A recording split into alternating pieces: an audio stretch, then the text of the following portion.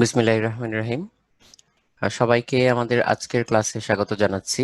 তো আমাদের এক্স্যাক্টলি 8টায় ক্লাসটা শুরু হবে, তো 2 মিনিট আগে থেকে একটু আমরা কথা বলা শুরু করি। আমি রাতুল আছি তোমাদের সাথে, আর এছাড়াও তোমাদের সাথে আছে তোমাদের অয়ন ভাইয়া। অয়ন, একটা হাই দিয়ে দাও। হ্যাঁ, আসসালামু আলাইকুম সবাইকে। আশা করি সবাই ভালো আছো। তো রাতুল ভাইয়াকে তো তোমরা সবাই চিনোই। রাতুল ভাইয়া তো অনেক ফেমাস। আর আহ, কি বলে, আজকে ক্লাস রাতুল ভাইয়া নিবেন এবং আমি তোমাদের সাথে কিউএনএ বক্সে থাকবো। তো ভাইয়া আপনি কন্টিনিউ করেন, পরে ইনশাআল্লাহ। এখানে হচ্ছে অলরেডি আমি কিছু প্রশ্ন দেখতে পাচ্ছি, তার মধ্যে সামিয়া একটা প্রশ্ন করেছে যে প্রিপারেশন ভালো থাকলেও পরীক্ষার আগে দিয়ে হয়তো অ্যাংজাইটির কারণে অনেক হচ্ছে মানে প্যানিক অ্যাটাকে পড়ে যায়, কিংবা হচ্ছে কোনো একটা ঝামেলা হয়, ঠিকমতো নিজের যতটুকু অ্যাবিলিটি সেটা অনুযায়ী পারফর্ম করে আসতে পারে না। তো এক্ষেত্রে করণীয় কি? এই প্রবলেমটা হচ্ছে আনকমন না, এই প্রবলেমটা অনেকের মধ্যেই কমন। তো অনেকেরই হচ্ছে এই প্রবলেমটা হতে পারে, এটা অলরেডি আমরা হচ্ছে অনেকবারই দেখেছি। তো এটা হচ্ছে যে মানুষের কনফিডেন্স গ্রো করে কিভাবে? মানুষের বিভিন্ন বিষয়ে কনফিডেন্স গ্রো করে হচ্ছে অনেকভাবে। একটা হচ্ছে, ধরা যাক, অ্যান্টিসিপেশন অফ সাকসেস, যে তুমি যে সাকসেসফুল হবে সেই বিষয়ে হচ্ছে তোমার যদি পূর্ব একটা ধারণা থাকে যে কি করলে তুমি সাকসেসফুল হবে। কিরকম সেটা হচ্ছে, ধরা যাক তুমি হচ্ছে আগে থেকে জানো যে তোমাকে কি করতে হবে। তো তুমি যদি আগে থেকে জানো যে কি করতে হবে, তখন কিন্তু তোমার হচ্ছে অনিশ্চয়তা কম। যেমন তুমি যদি জানো যে তোমাকে একটা নির্দিষ্ট পরীক্ষা দিতে হবে, পরীক্ষার একটা সিলেবাস থাকে, তার জন্য তুমি প্রিপারেশন নিবে। তো তুমি চিন্তা করবে যে হোয়াট কুড গো রং, তোমার এখানে কি হতে পারে। তুমি যদি সুস্থ থাকো, ঠিকমতো তুমি পরীক্ষাটা দিয়ে আসতে পারো, তাহলেই কিন্তু তুমি তোমার যতটুকু পারফর্ম করার কথা ততটুকু পারফর্ম করে আসতে পারবে। আবার আর অন্যান্য ধরনের হচ্ছে কনফিডেন্স গ্রো করে কিভাবে, ধরা যাক তোমরা হচ্ছে দলগতভাবে কোনো একটা কাজ করবে, ধরা যাক সবাই মিলে কোনো একটা ট্যুরে যাবে বা কিছু একটা করবে এরকম। সো বাকিরাও যে তোমার মতো যদি ইকুয়ালি কেপাবল হয়, যে ধরো একজনকে তুমি টিকিট কাটার দায়িত্ব দিলা, একজনকে হচ্ছে খাবার দাবার গোছানোর দায়িত্ব দিলা, সো তাদেরকে যদি তুমি ট্রাস্ট করতে পারো, সো তোমার কিন্তু কনফিডেন্স গ্রো করে। তো এরকম ভাবে হচ্ছে তুমি বিভিন্ন বিষয়ে কনফিডেন্স গ্রো করতে পারো। তো পরীক্ষাটা যেহেতু একাই দিতে হয়, কাজে এখানে তোমার পার্সোনাল কনফিডেন্সটাই হচ্ছে কাজে লাগবে। তো যাই হোক, তো এই বিষয়ে একটু ছোট্ট করে কথা বলে নিলাম, যে তুমি ঠান্ডা মাথায় চিন্তা ভাবনা করে যে এখানে কি রং হতে পারে, যে কি ভুল হতে পারে, তুমি যদি সুস্থ থাকো, পরীক্ষাটা যদি ঠিক মতো দিতে পারো, তাহলেই কিন্তু তুমি ভালো করবে। তো আমাদের 8টা বেজে গিয়েছে, তো আমরা আর বাড়তি এখন কথা না বলে ক্লাসটা শুরু করে দেই। তো ক্লাসের জন্য আমি কিছু কথা বলে দিচ্ছি শুরুতেই। সেটা হচ্ছে, খুব ভালো করে সুন্দর করে মনোযোগ দিয়ে ক্লাসটা শোনো। তুমি জাস্ট আমার ভয়েসটা ফলো করো, আমি অন স্ক্রিন যা যা ইনস্ট্রাকশন দেই সেটা খেয়াল করো, এবং সেই অনুযায়ী তুমি ক্লাসটা করতে থাকো। আর আরেকটা জিনিস, তোমরা জানো যে এরপরে নেক্সট ক্লাস থেকে তোমাদের হচ্ছে হয়তো অনেকে জানো, অনেকে হয়তো জানো না, উদ্ভাসের যে নতুন ওয়েবসাইটটা, এই ওয়েবসাইটে লগ ইন করে হচ্ছে তোমাদেরকে ক্লাস করতে হবে। তখন হয়তো তোমাদেরকে আর হচ্ছে এসএমএস এর মাধ্যমে লিংক দেওয়া হবে না, এবং তোমাদের এতদিনের যা যা দাবি দেওয়া ছিল প্রায় সবই ওই ওয়েবসাইটে পূরণ হয়ে যাচ্ছে। যে তোমরা বিগত ক্লাসগুলোর এই পর্যন্ত যত ক্লাস হয়েছে এবং সামনে যতগুলো ক্লাস হবে, সেই ক্লাসগুলোর ভিডিও লেকচারটা পরবর্তীতে দেখতে পাবে। ক্লাস শেষ হওয়ার কয়েক ঘন্টার মধ্যেই ভিডিও লেকচারটা পেয়ে যাবে। তাছাড়া তোমাদের যে যে যে ক্লাসটা করছো, যে টাইমে ক্লাসটা করছো, যে ব্যাচ টাইমে ক্লাসটা করছো, সেই ব্যাচ টাইমের যে ক্লাস নোটটা সেটা তোমরা ডাউনলোড করতে পারবে তোমার অ্যাকাউন্ট থেকে। কাজেই তুমি যে লেকচারটা দেখবে এক্স্যাক্টলি সেই লেকচারের যে ক্লাস নোটটা সেটাই তুমি ডাউনলোড করতে পারবে। তো এটা নিয়ে যাতে হচ্ছে কারো আর কোনো কনফিউশন না থাকে। আর সেই ওয়েবসাইটে কিভাবে ঢুকতে হয়, কিভাবে লগ ইন করতে হয়, এটা যথাশীঘ্র সম্ভব তোমাদেরকে জানিয়ে দেওয়া হবে। এই কথাটা বললাম কেন? কারণ হচ্ছে আমাদের এই যে ক্লাসের টাইমটা তো লিমিটেড, আমরা 2 ঘন্টা টাইম পাই ক্লাসটা নেওয়ার জন্য। তো আমরা এখন চেষ্টা করব হচ্ছে 2 ঘন্টায় যাতে টানা 3 ঘন্টার মতো হচ্ছে পড়ানো যায় আর কি। তো কথাটা কেমন হলো যে 2 ঘন্টায় 3 ঘন্টা পড়ানো যাবে কিভাবে? সেটা হচ্ছে 2 ঘন্টার ক্লাসে তোমরা অনেকে রিকোয়েস্ট করো যে একটু পরে পরে আগের পড়াটা রিপিট করার জন্য, কারণ অনেকের হয়তো হচ্ছে নেটের কানেকশনে প্রবলেম বা কিছু একটা হয়েছে, বা অনেকে বুঝতে পারোনি একবার শুনে।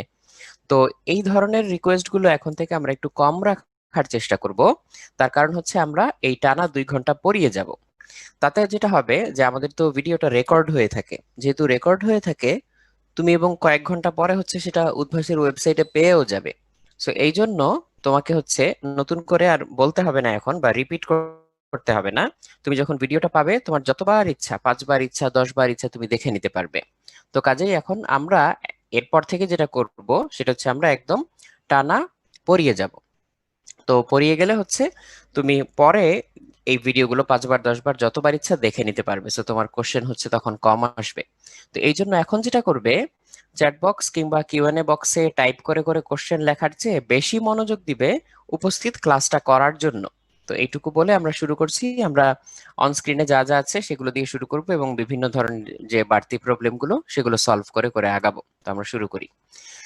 প্রথমেই নিউটনিয়ান মেকানিক্সে আমাদের একেবারে শুরুর দিকের যে সমস্যাগুলো তার মধ্যে একটা হচ্ছে এই প্রবলেমটা, কানেক্টেড বডি প্রবলেম। তো এটা বিভিন্নভাবে দেয়, এখানে তার একটা এক্সাম্পল দেওয়া যে তিনটা বস্তু পরস্পর সুতায় বাঁধা, প্রথম দ্বিতীয় তৃতীয় বস্তু, এবং এদেরকে সুতা দিয়ে যে বাঁধা সেই সুতাগুলো হচ্ছে অপ্রসারণশীল, নমনীয় এবং ওজনহীন, ইনএক্সটেন্সিবল, কমপ্লিটলি ফ্লেক্সিবল এবং ওয়েটলেস।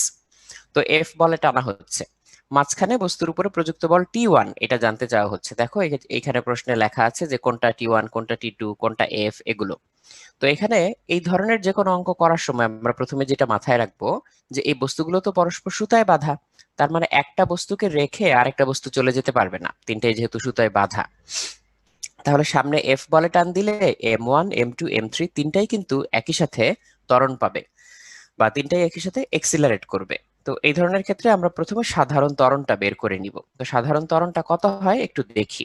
তো আমরা সাধারণ ত্বরণটা এইভাবে লিখতে পারি যে টোটাল ফোর্স হচ্ছে এফ, এফ ইকুয়ালস, এই এফ বল দ্বারা আমরা কাকে গতিশীল করব, M1, M2 নাকি M3 নাকি তিনটাকেই? অ্যাকচুয়ালি তিনটাকেই। তাহলে M1 plus M2 plus M3 তিনটাকেই আমরা গতিশীল করব।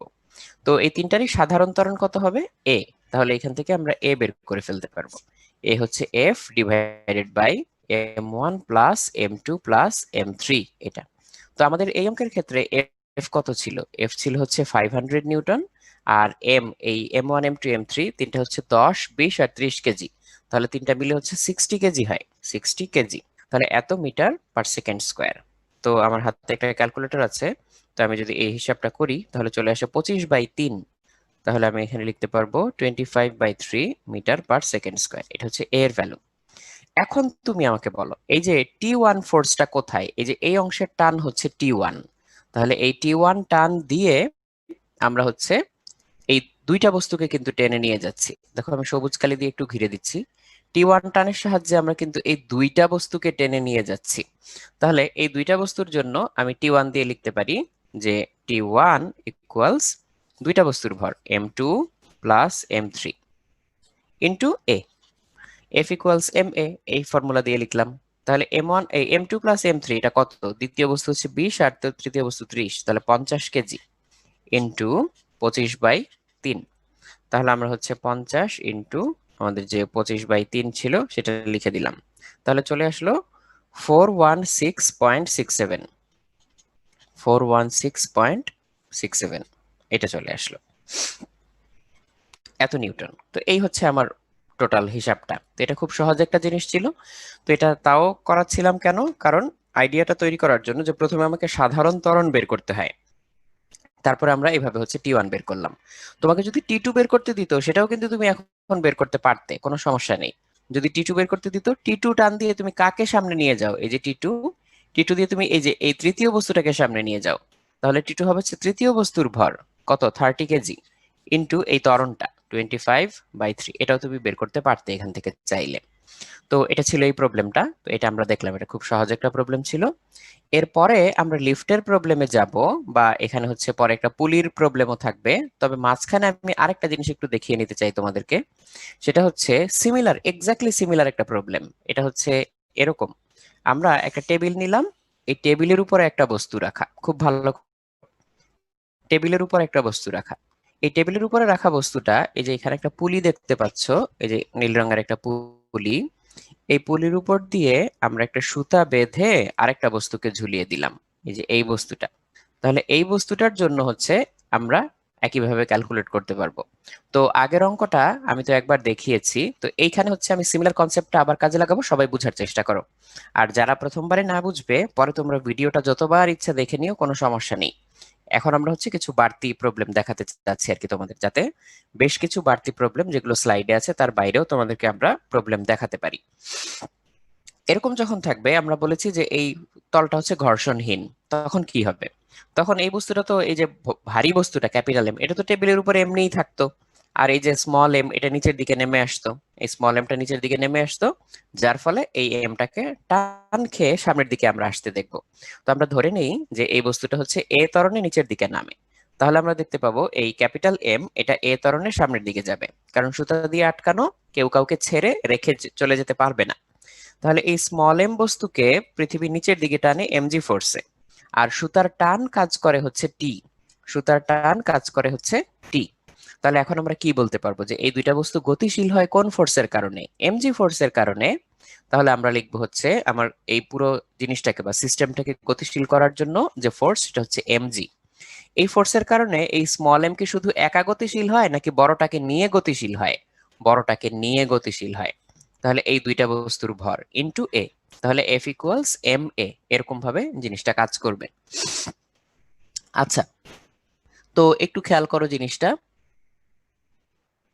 তো এখান থেকে আমরা যদি এ বের করতে চাই, স্মল এ, তাহলে আমরা কি লিখতে পারবো? আমরা লিখবো হচ্ছে M G divided by small M plus capital M. তো আমরা এখানে ভ্যালু জানলে বসিয়ে দিব, আমরা যদি স্মল এম ক্যাপিটাল এম এগুলোর ভ্যালু জানি, এখানে বসিয়ে দিব, জি এর ভ্যালু 9.8 বসিয়ে দিব, এ পেয়ে যাব। কিন্তু তোমাকে যদি এখন সুতার টান বের করতে বলে, তুমি সুতার টানটা কিভাবে বের করবে? দেখো আমি এই যে এই অংশটার দিকে একটু তাকাও, যে নীল কালি দিয়ে যতটুকু ঘিরে দিলাম, এটা হচ্ছে এই যে নিচের যে ছোট বস্তুটা বা স্মল এম ভরের বস্তুটা, এই বস্তুটার দিকে তাকাও। এই বস্তুটাতে নিচের দিকে ফোর্স কাজ করে স্মল এম জি, আর উপরের দিকে কাজ করে টি। এই টান, এই এই যে এই টানটা, এটা কি বস্তুটাকে নিচে পড়তে বাধা দেয় নাকি সাহায্য করে? তুমি চ্যাট বক্সে আমাকে একটু জানাতে পারো যে বাধা দেয় নাকি সাহায্য করে এই টান। তার মানে এই টানটা কি ভূমিকা পালন করে?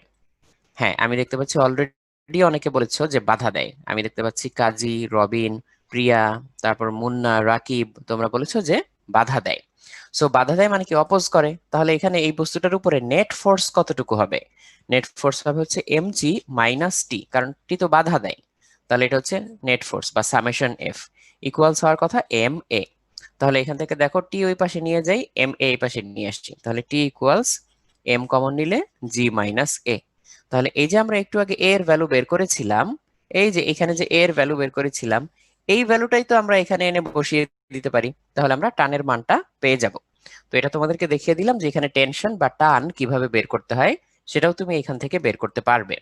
তো এখান থেকে হচ্ছে টান বের করা যায়।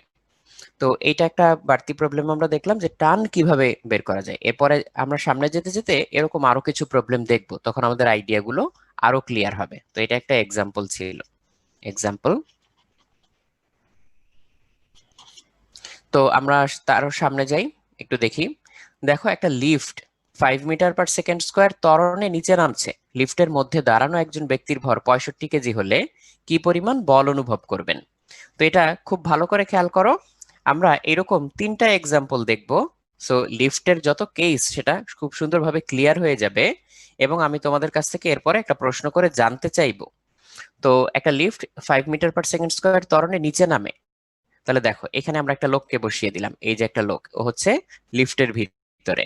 তো এখন ত্বরণে লিফটটা নিচে নামে, কিভাবে নামে? লিফটটা এ ত্বরণে নিচে নামে, ত্বরণ, তো এর ভ্যালু হচ্ছে 5 মিটার/সেকেন্ড স্কোয়ার। এখন কি হবে? এখন দেখো এই লোকটার উপরে এমজি ফোর্স হচ্ছে নিচের দিকে, পৃথিবী যতটুকু ফোর্স অ্যাপ্লাই করে এমজি ফোর্স হচ্ছে নিচের দিকে। আর লিফটের মেঝে যে প্রতিক্রিয়া বল দেয়, এই যে লিফটের মেঝে যে প্রতিক্রিয়া বল দেয় এই আর, এইটাই তো হচ্ছে এই লোকটা অনুভব করে, যে বলটা অনুভব করবে। তাহলে লিফটের মেঝে একটা প্রতিক্রিয়া বল দিচ্ছে আর। যেহেতু লোকটা নিচের দিকে যাচ্ছে, আমরা বলতে পারি এই আর এবং এমজি এর মধ্যে অবশ্যই এই এমজিটা স্ট্রং, কারণ এই এমজিটা স্ট্রং বলেই হচ্ছে লোকটা ওভারঅল লিফট সহ নিচের দিকে যাচ্ছে। তাহলে নিচের দিকে যেহেতু যাচ্ছে, এমজিটা স্ট্রং। তাহলে এই বস্তুর উপরে সামেশন এফ কত? এমজি মাইনাস আর ইকুয়ালস হচ্ছে এম এ। তাহলে এই যে আমরা যে এই কথাগুলো বারে বারে লিখছি, জিনিসটা আসলে কি? আমরা এই যে নিউটনের যে ফর্মুলা জানতাম, সামেশন এফ ইকুয়ালস এম এ, এটাই আমরা বারে বারে অ্যাপ্লাই করছি। তাহলে লোকটার উপরে এমজি নিচের দিকে কাজ করে আর উপরের দিকে কাজ করে, অভিলম্ব প্রতিক্রিয়া বল। তাহলে এমজি নিশ্চয়ই বেশি, তা নাহলে তো নিচে নামতো না পুরো জিনিসটা। তাহলে mg মাইনাস আর ইকুয়ালস ma। তাহলে এখান থেকে আমরা চলো আর বের করি। তাহলে আর ইকুয়ালস ওই পাশে নিয়ে যাই, m কমন নিলাম, g মাইনাস a, এটা চলে আসলো। তাহলে m যদি 65 কেজি হয়, g যদি 9.8 হয়, আর a এর ভ্যালু যদি 5 হয়, তাহলে চলো আমরা ক্যালকুলেটরের সাথে ঝটপট হিসাবটা করে ফেলি। 9.8 মাইনাস 5, তাহলে আমার রেজাল্ট চলে আসে হচ্ছে 312। রেজাল্টটা চলে আসলো 312। তাহলে 312 নিউটন এইটা। তো এখানে লক্ষ্য করার মতো একটা বিষয় হচ্ছে যে কেউ যদি ত্বরণে নিচে নামে তখন ওজনটা কিন্তু কমে যাচ্ছে, ত্বরণে নিচে নামলে ওজন কমে যায়। তাহলে খুব ভালো করে খেয়াল করে, এই যে তোমরা অলরেডি লিখেছো, আমি দেখতে পাচ্ছি আরবিন, তারপর তারপর শাফিউল ইসলাম, তোমরা হচ্ছে অলরেডি এটা বের করে ফেলেছো। তো সহজ জিনিস স্টিল মনে করিয়ে দেওয়া আর কি। ত্বরণে নিচে নামলে ওজন কমে যায়, দেখো ত্বরণে নিচে নামলে ওজন কমে যায়। পরের যে এক্সাম্পলটা, এটা হচ্ছে এক্স্যাক্টলি রিভার্স এক্সাম্পল। এখানে হচ্ছে লিফটটা সেই 5 মিটার/সেকেন্ড স্কয়ার ত্বরণে উপরে উঠছে। তাহলে এইবার যদি আমি হচ্ছে চিন্তা করি এই লোকের উপরে হচ্ছে বলগুলো কি কি, এখনো নিচের দিকে mg আগের মতোই কাজ করবে, কিন্তু অভিলম্ব প্রতিক্রিয়া বল আর উপরে, এবং ওভারঅল এই পুরো জিনিসটা এ ত্বরণে উপরে ওঠে, এ ত্বরণে উপরে ওঠে। তাহলে এ ত্বরণে উপরে উঠলে নিশ্চয়ই এবার আর ফোর্সটা বেশি mg এর চেয়ে। তাহলে এবার আমরা লব্ধি বল লিখবো আর মাইনাস mg ইকুয়ালস আমরা লিখবো ma। তাহলে এইবার কত চলে আসবে, m কমন নিলে g প্লাস a, এটা অলরেডি তোমরা অনেকে কমেন্টে লিখে দিয়েছো, তো আমি ঝটপট খালি হিসাবটা করে ফেলি। এবার হচ্ছে 9.8 প্লাস 5 চলে আসবে, এত নিউটন চলে আসবে। তো আমি হচ্ছে -5 এর জায়গায় +5 দিয়ে দিলাম, তাহলে 962। দেখো কতখানি বেড়ে গেল, 962 নিউটন এরকম মনে হবে। ফাইনালি এর পরের কেসটা তোমরা নিশ্চয়ই গেস করতে পারছো যে এখানে সমবেগে 5 মিটার/সেকেন্ড সমবেগে উপরে উঠছে। তো সমবেগে উপরে উঠুক, সমবেগে নিচে নামুক, কিংবা লিফট স্থির থাকুক, তিনটা আসলে সেম কেস। তাহলে তখন এই ব্যক্তির উপরে শুধু এমজি ছাড়া তখন হচ্ছে আমরা কি পাবো না, আর তেমন কোনো হচ্ছে কিছু পাবো না। কারণ হচ্ছে তখন এই যে উপরে যে প্রতিক্রিয়া বলটা আর, সেটা কি হতে হবে, এমজি এর সমান হতে হবে। তখন এই প্রতিক্রিয়া বল আর হচ্ছে এমজি এর সমান হতে হবে, কারণ কোনো ত্বরণ নেই। ত্বরণ শূন্য, ত্বরণ শূন্য। সমবেগে উপরে উঠুক, সমবেগে নিচে নামুক বা স্থির থাকুক, আর ইকুয়ালস হবে এমজি। তাহলে নর্মালি জাস্ট 65 ইন্টু 9.8 যতটুকু হতো এক্স্যাক্টলি ততটুকুই হবে, 65 ইন্টু 9.8। তাহলে 637 নিউটন চলে আসে। তো এটা অলরেডি তোমরা অনেকে এই যে আমাকে লিখে দিয়েছো যে ওজন যা তাই, বা বলেছো যে 635 নিউটন, 637 নিউটন। এটা সাদিয়া, মৌসি, আনিসা তোমরা হচ্ছে জানিয়েছো, নাইমুর রহমান তোমরা। তো এই হচ্ছে ব্যাপার। তো এখন আমি তোমাদেরকে একটা প্রশ্ন করব, তোমরা জাস্ট এক কথায় উত্তর দিবে। সেটা হচ্ছে, আমরা তো দেখলাম যে ত্বরণে নিচে নামলে হচ্ছে ওজনটা বাড়ে, সরি ত্বরণে নিচে নামলে হচ্ছে ওজনটা কমে, আর ত্বরণে উপরে উঠলে হচ্ছে ওজনটা বাড়ে। তোমরা আমাকে কমেন্টে একটু জানাও বা এই যে চ্যাট বক্সে জানাও, যদি কেউ মন্দন নিয়ে নিচে নামে, যদি কেউ মন্দন নিয়ে বা রিটার্ডেশন বা ডিসিলারেশন নিয়ে নিচে নামে, তাহলে কি ওজনটা বাড়বে না কমবে? মন্দন নিয়ে নিচে নামলে বাড়বে না কমবে? জাস্ট বাড়বে নাকি কমবে এটা জানাও, আর কিচ্ছু না। আচ্ছা, তো আমি দুই রকম উত্তরই দেখতে পাচ্ছি, বাট মেজরিটি তোমরা বলছো যে বাড়বে। অ্যান্সারটা হচ্ছে হ্যাঁ, বাড়বে, কমবে না কিন্তু, ওজনটা হচ্ছে বাড়বে। তো যারা বাড়বে উত্তরটা দিচ্ছ তাদের উত্তর সঠিক, তাদেরকে ধন্যবাদ। আর যারা বলেছো কমবে, একটু খেয়াল করো, আমরা যখন বলি যে ত্বরণে নিচে নামে, তখন তো আমরা একটু আগে দেখলামই যে ওজনটা হচ্ছে কমে যায়। তাহলে মন্দনের কেসে উল্টা হবে, তাহলে ত্বরণে নিচে নামলে যদি ওজন কমে, তাহলে মন্দনের নিচে নামলে ওজন বাড়বে। তো এটা হচ্ছে কাহিনী। তো আমি এক্সপ্লেন করে দিলাম, আর যারা বুঝে অ্যান্সার করেছো তাদের তো আর নতুন করে এক্সপ্লেন করার কিছু নেই, তারা অলরেডি জানো। তো এই প্রবলেমগুলো আমরা সলভ করলাম। এইবার একটু দেখো, আমরা নেক্সট একটা প্রবলেমে যাই। নেক্সট প্রবলেমটা হচ্ছে 30 কেজি ভরের একটা শেল 48 মিটার/সেকেন্ড বেগে উড়ছে। এটা বিস্ফোরিত হয়ে দুই টুকরা হলে 18 কেজি ভরের একটা টুকরা এটা স্থির হয়ে যায়, আর বাকি টুকরাটা উড়ে যায়। তো বাকি অংশের বেগ কত এটা জানতে চাওয়া হচ্ছে। তো এটা কিরকম জিনিস, এটা হচ্ছে আমরা ভরবেগের সংরক্ষণশীলতা দিয়ে এই প্রবলেমটা সলভ করব। সবাই একটু খুব ভালো করে খেয়াল করো। তো এখানে প্রথমে একটা 30 কেজি ভরের টুকরা ছিল। তো আমি ধরে নেই এটা হচ্ছে আমার 30 কেজি ভরের টুকরা, এই যে এটা হচ্ছে আমার 30 কেজি ভরের টুকরা। তাহলে এটা একটা পাথর, মনে করো এরকম একটা পাথর। তো এই পাথরটা 48 মিটার/সেকেন্ড বেগে যে কোনো একটা দিকে যাচ্ছে। তো আমি ধরে নিলাম এদিকে যাচ্ছে 48 মিটার পার সেকেন্ড ভেলোসিটি নিয়ে। তো এটা কত কেজি ছিল? এটা 30 কেজি ছিল। তো এরপরে এটা হচ্ছে বিস্ফোরিত হয়ে দুই টুকরা হয়ে যায়, মনে করো ভেঙে দুইটা টুকরা হয়ে গেল। এই যে একটা টুকরা এরকম হয়ে গেল, আর আরেকটা টুকরা হচ্ছে কোনো একটা দিকে চলে গেল, এই যে ভেঙে গেল আর কি, জিনিসটা এরকম করে ভেঙে গেল। তার মধ্যে 18 কেজি ভরের টুকরাটা হচ্ছে স্থির হয়ে যায়। স্থির হয়ে যায় মানে কি? 0 মিটার পার সেকেন্ড। স্থির হয়ে যায় মানে 0 মিটার পার সেকেন্ড। তো এটা হচ্ছে 18 কেজি। 18 কেজি। তাহলে বাকি টুকরাটা কত হবে? 30 - 18, তার মানে 12 কেজি। তার মানে বাকি টুকরাটা হবে 12 কেজি। তাহলে এই টুকরাটা এবার সামনে কতটুকু বেগে চলে যাবে সেটা আমাদের কাছ থেকে জানতে চাওয়া হচ্ছে। তো এখানে যেহেতু একটা স্থির হয়ে গেল, তাহলে ভরবেগের সংরক্ষণশীলতা নীতি অনুযায়ী এই যে সংঘর্ষের মানে বিস্ফোরণের আগে ভরবেগ আর পরে ভরবেগ কি থাকতে হবে? সমান হতে হবে। তো এখানে উপরে নিচে কোনো ভরবেগ ছিল না, তাহলে এখানেও থাকবে না, শুধু সামনের দিকেই থাকবে। তাহলে এটার বেগটাকে আমরা ধরে নিব হচ্ছে ভি, যে বেগটা আমরা জানি না, এই বেগটাকে আমরা ধরে নিলাম ভি। তাহলে এই যে এই অংশটা স্থির হয়ে গেল, আর এই অংশটা হচ্ছে সামনের দিকে চলতে থাকলো। তাহলে প্রথম অংশটার ভরবেগ কত সামনের দিকে?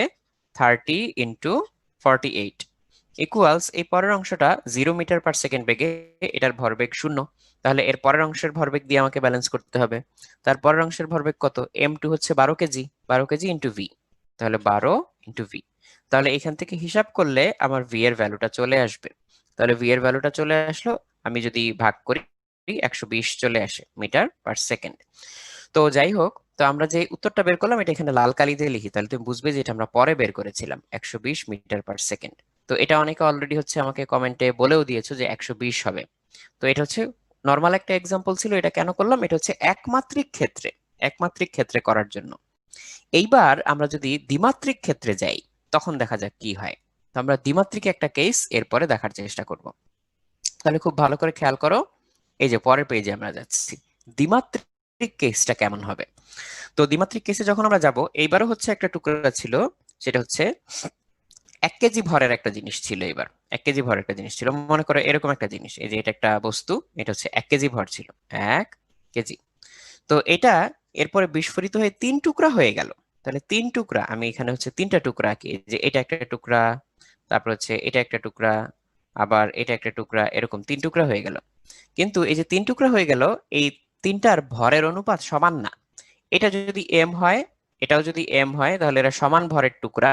আর বাকিটা হচ্ছে 3m ধরতে হবে আমাকে, কারণ এই যে উপরে আমাকে বলে দিয়েছে 1:1:3 এই অনুপাতে বিস্ফোরিত হয়ে যায়। সমান ভরের টুকরা দুইটা 30 মিটার পার সেকেন্ড বেগে লম্বভাবে উড়ে গেল। তার মানে এই যে একটা টুকরা, এটা যদি হচ্ছে এদিকে উড়ে যায়, ওয়াই অক্ষ বরাবর যদি উড়ে যায়, তাহলে আরেকটা টুকরা কোন বরাবর উড়ে গেল? এক্স অক্ষ বরাবর উড়ে গেল। দুইটাই হচ্ছে 30 মিটার পার সেকেন্ড বেগে, 30 মিটার পার সেকেন্ড বেগে উড়ে গেল এটা। তাহলে বাকি টুকরাটা কোন দিকে কত বেগে যাবে? তাহলে বাকি টুকরাটা আমরা ধরে নিচ্ছি যে এদিকে যাবে, তো এটা আমরা ধরে নিচ্ছি হচ্ছে ভি। তো ভি বেগে হচ্ছে উড়ে যাবে। তাহলে এটা হচ্ছে দ্বিমাত্রিক একটা কেস। তাহলে এবার চলো এই দ্বিমাত্রিক কেসটা আমরা সলভ করার চেষ্টা করি। তাহলে এখনো আমি লিখবো হচ্ছে সংঘর্ষের আগে আর সংঘর্ষের পরে ভরবেগ কেমন থাকে? সমান থাকে।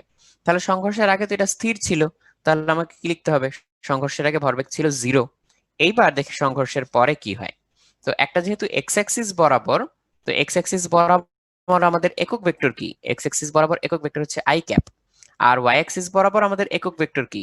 ওয়াই অ্যাক্সিস বরাবর আমাদের একক ভেক্টর হচ্ছে জে ক্যাপ। তাহলে এই দুইটা দিয়ে আমরা হচ্ছে লিখতে পারি।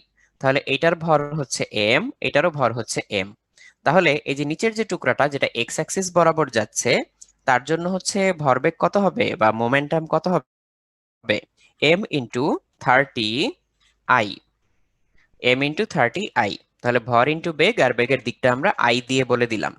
তাহলে ওয়াই অ্যাক্সিস বরাবর যেটা যাচ্ছে তার জন্য কত? এটাও তো এম, এটাও এম, এটারও বেগ হচ্ছে 30, কিন্তু এটা যাচ্ছে ওয়াই অ্যাক্সিস বরাবর। আর তৃতীয়টা যেটা, এটা এবার দেখি, এটার ভর হচ্ছে 3m, এটার ভর হচ্ছে 3m, কিন্তু বেগটা কোনটা? বেগটা হচ্ছে v। তাহলে এখান থেকে আমরা ভিটাই বের করব। তাহলে দেখো আমরা পক্ষান্তর করি, পক্ষান্তর করে কাটাকাটি করি। তাহলে যে এই 30m ওই পাশে নিয়ে যাও, 3 দিয়ে ভাগ করো। তাহলে 3 দিয়ে ভাগ করলে কি পেয়ে যাবা? 3 দিয়ে ভাগ করো আর দুই পাশ থেকে হচ্ছে এম গুলা কেটে দাও।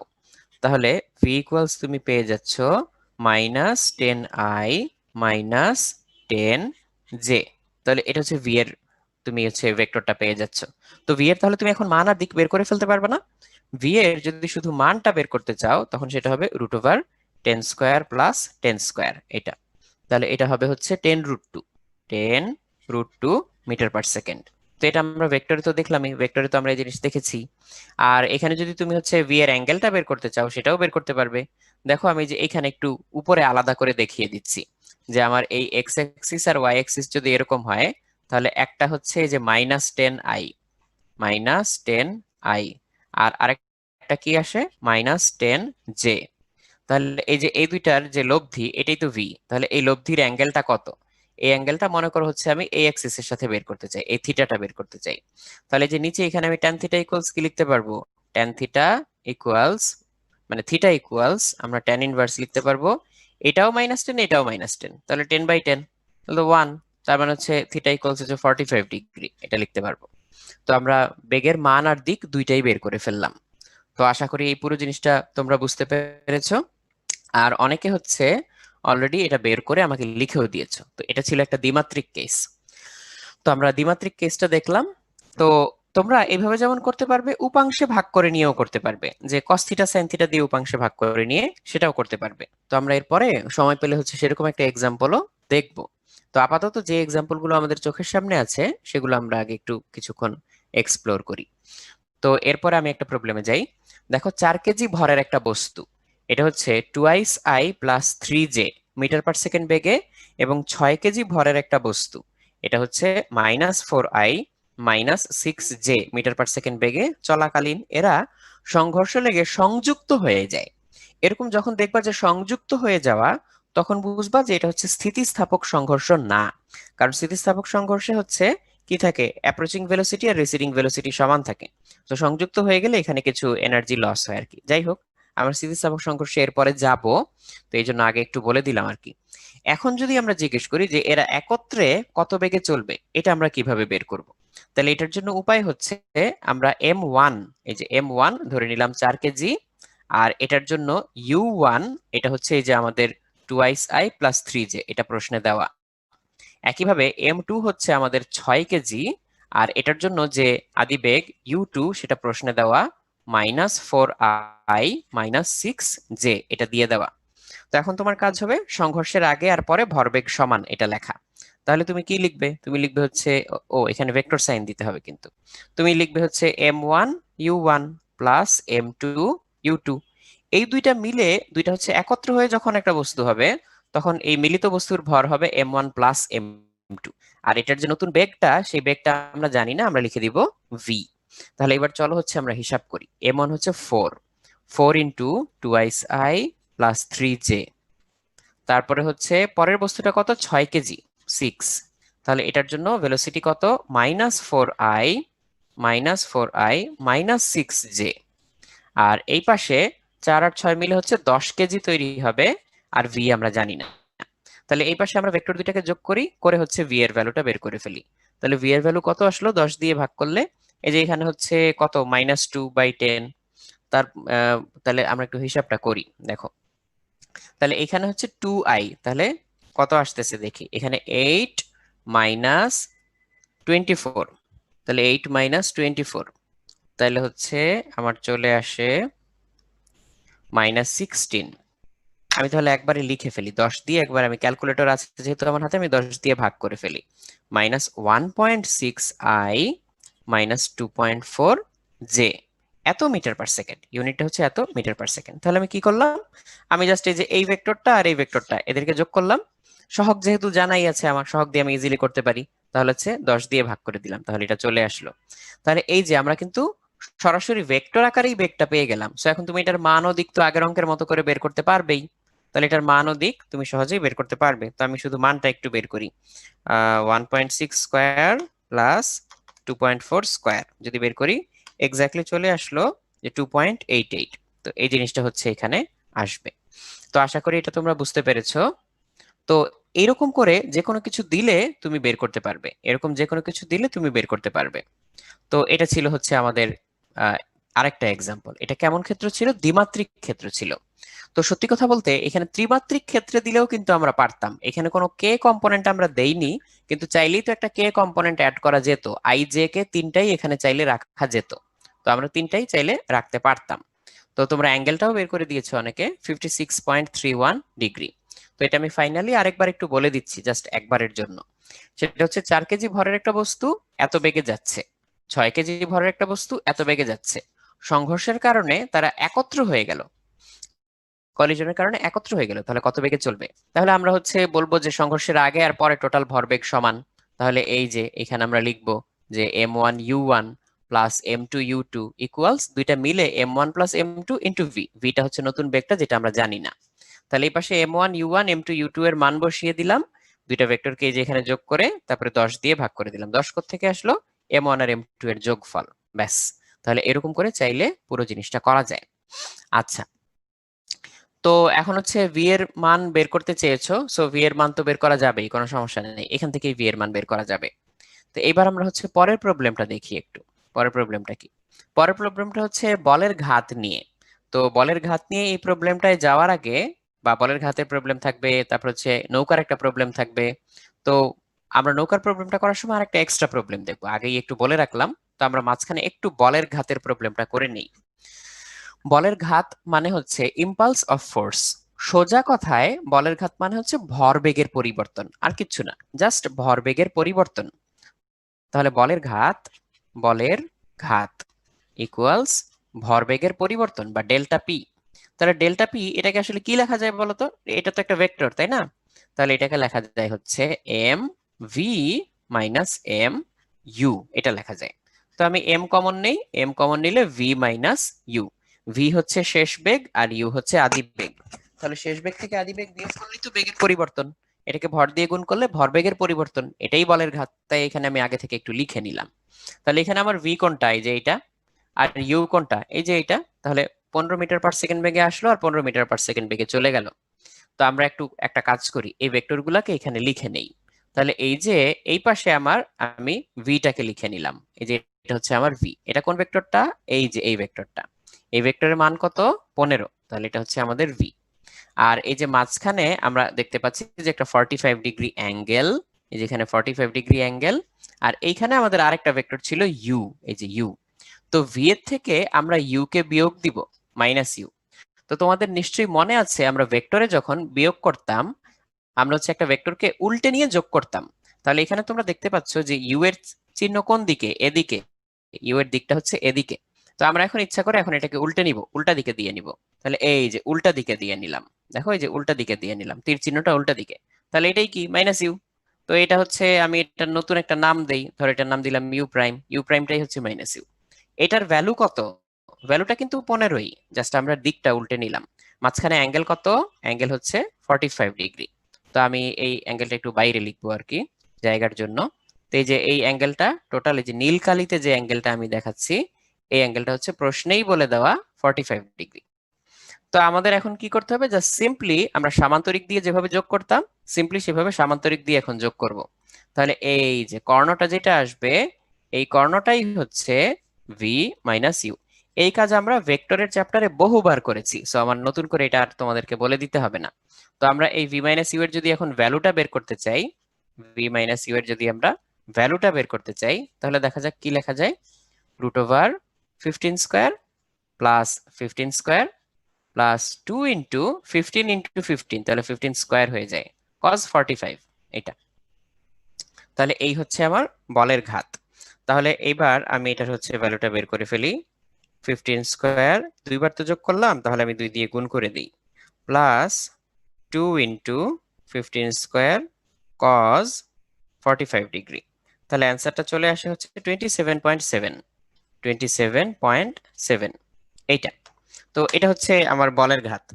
তো এখন সরি, বলের ঘাত তো না, ভি মাইনাস ইউ। আমি তো প্রথমে ভি মাইনাস ইউ বের করলাম, এম দিয়ে তো গুণ করতে হবে। এম দিয়ে যদি গুণ করি তখন এটা পাবো। তো এম দিয়ে গুণ করলে এটা পাওয়া যাবে আর কি। তো আমরা এখানে এম দিয়ে গুণ করে বলের ঘাতটা লিখতে পারবো। তো বলের ঘাতের যে মান, তাহলে আমরা এখানে লিখবো সুতরাং ডেল্টা পি, এটার যে মান সেটা হচ্ছে এম, এই যে এম ইন্টু 27.7। তাহলে এটা হচ্ছে বলের ঘাতের মান। তুমি তো চাইলে এখন দিকও বের করতে পারবা, কোনো সমস্যা নেই দিক বের করতে। আমরা যদি এই যে এই দিকটা বের করতে চাই, ধরো এটা হচ্ছে থিটা, তাহলে আমরা কিভাবে যেন করতাম? আমরা লিখতাম ট্যান থিটা ইকুয়ালস এই থিটাটা কার সাথে করলো? 15-র সাথে। বাকিটাও আসলে এখানে 15ই। তাহলে উপরে আসবে sin 45, এখানে হচ্ছে প্লাস 15 cos 45। তাহলে এটা থিটাটা বের করলে কত হয় তোমরা আমাকে চ্যাট বক্সে একটু জানাও। এখানে আমি যে নিচে লিখলাম এই হিসাবটা করে থিটাটা কত হয় এটা একটু জানাও। আচ্ছা, তোমরা অলরেডি বের করেও ফেলেছো 22.5 ডিগ্রি। 22.5 ডিগ্রি এইটা।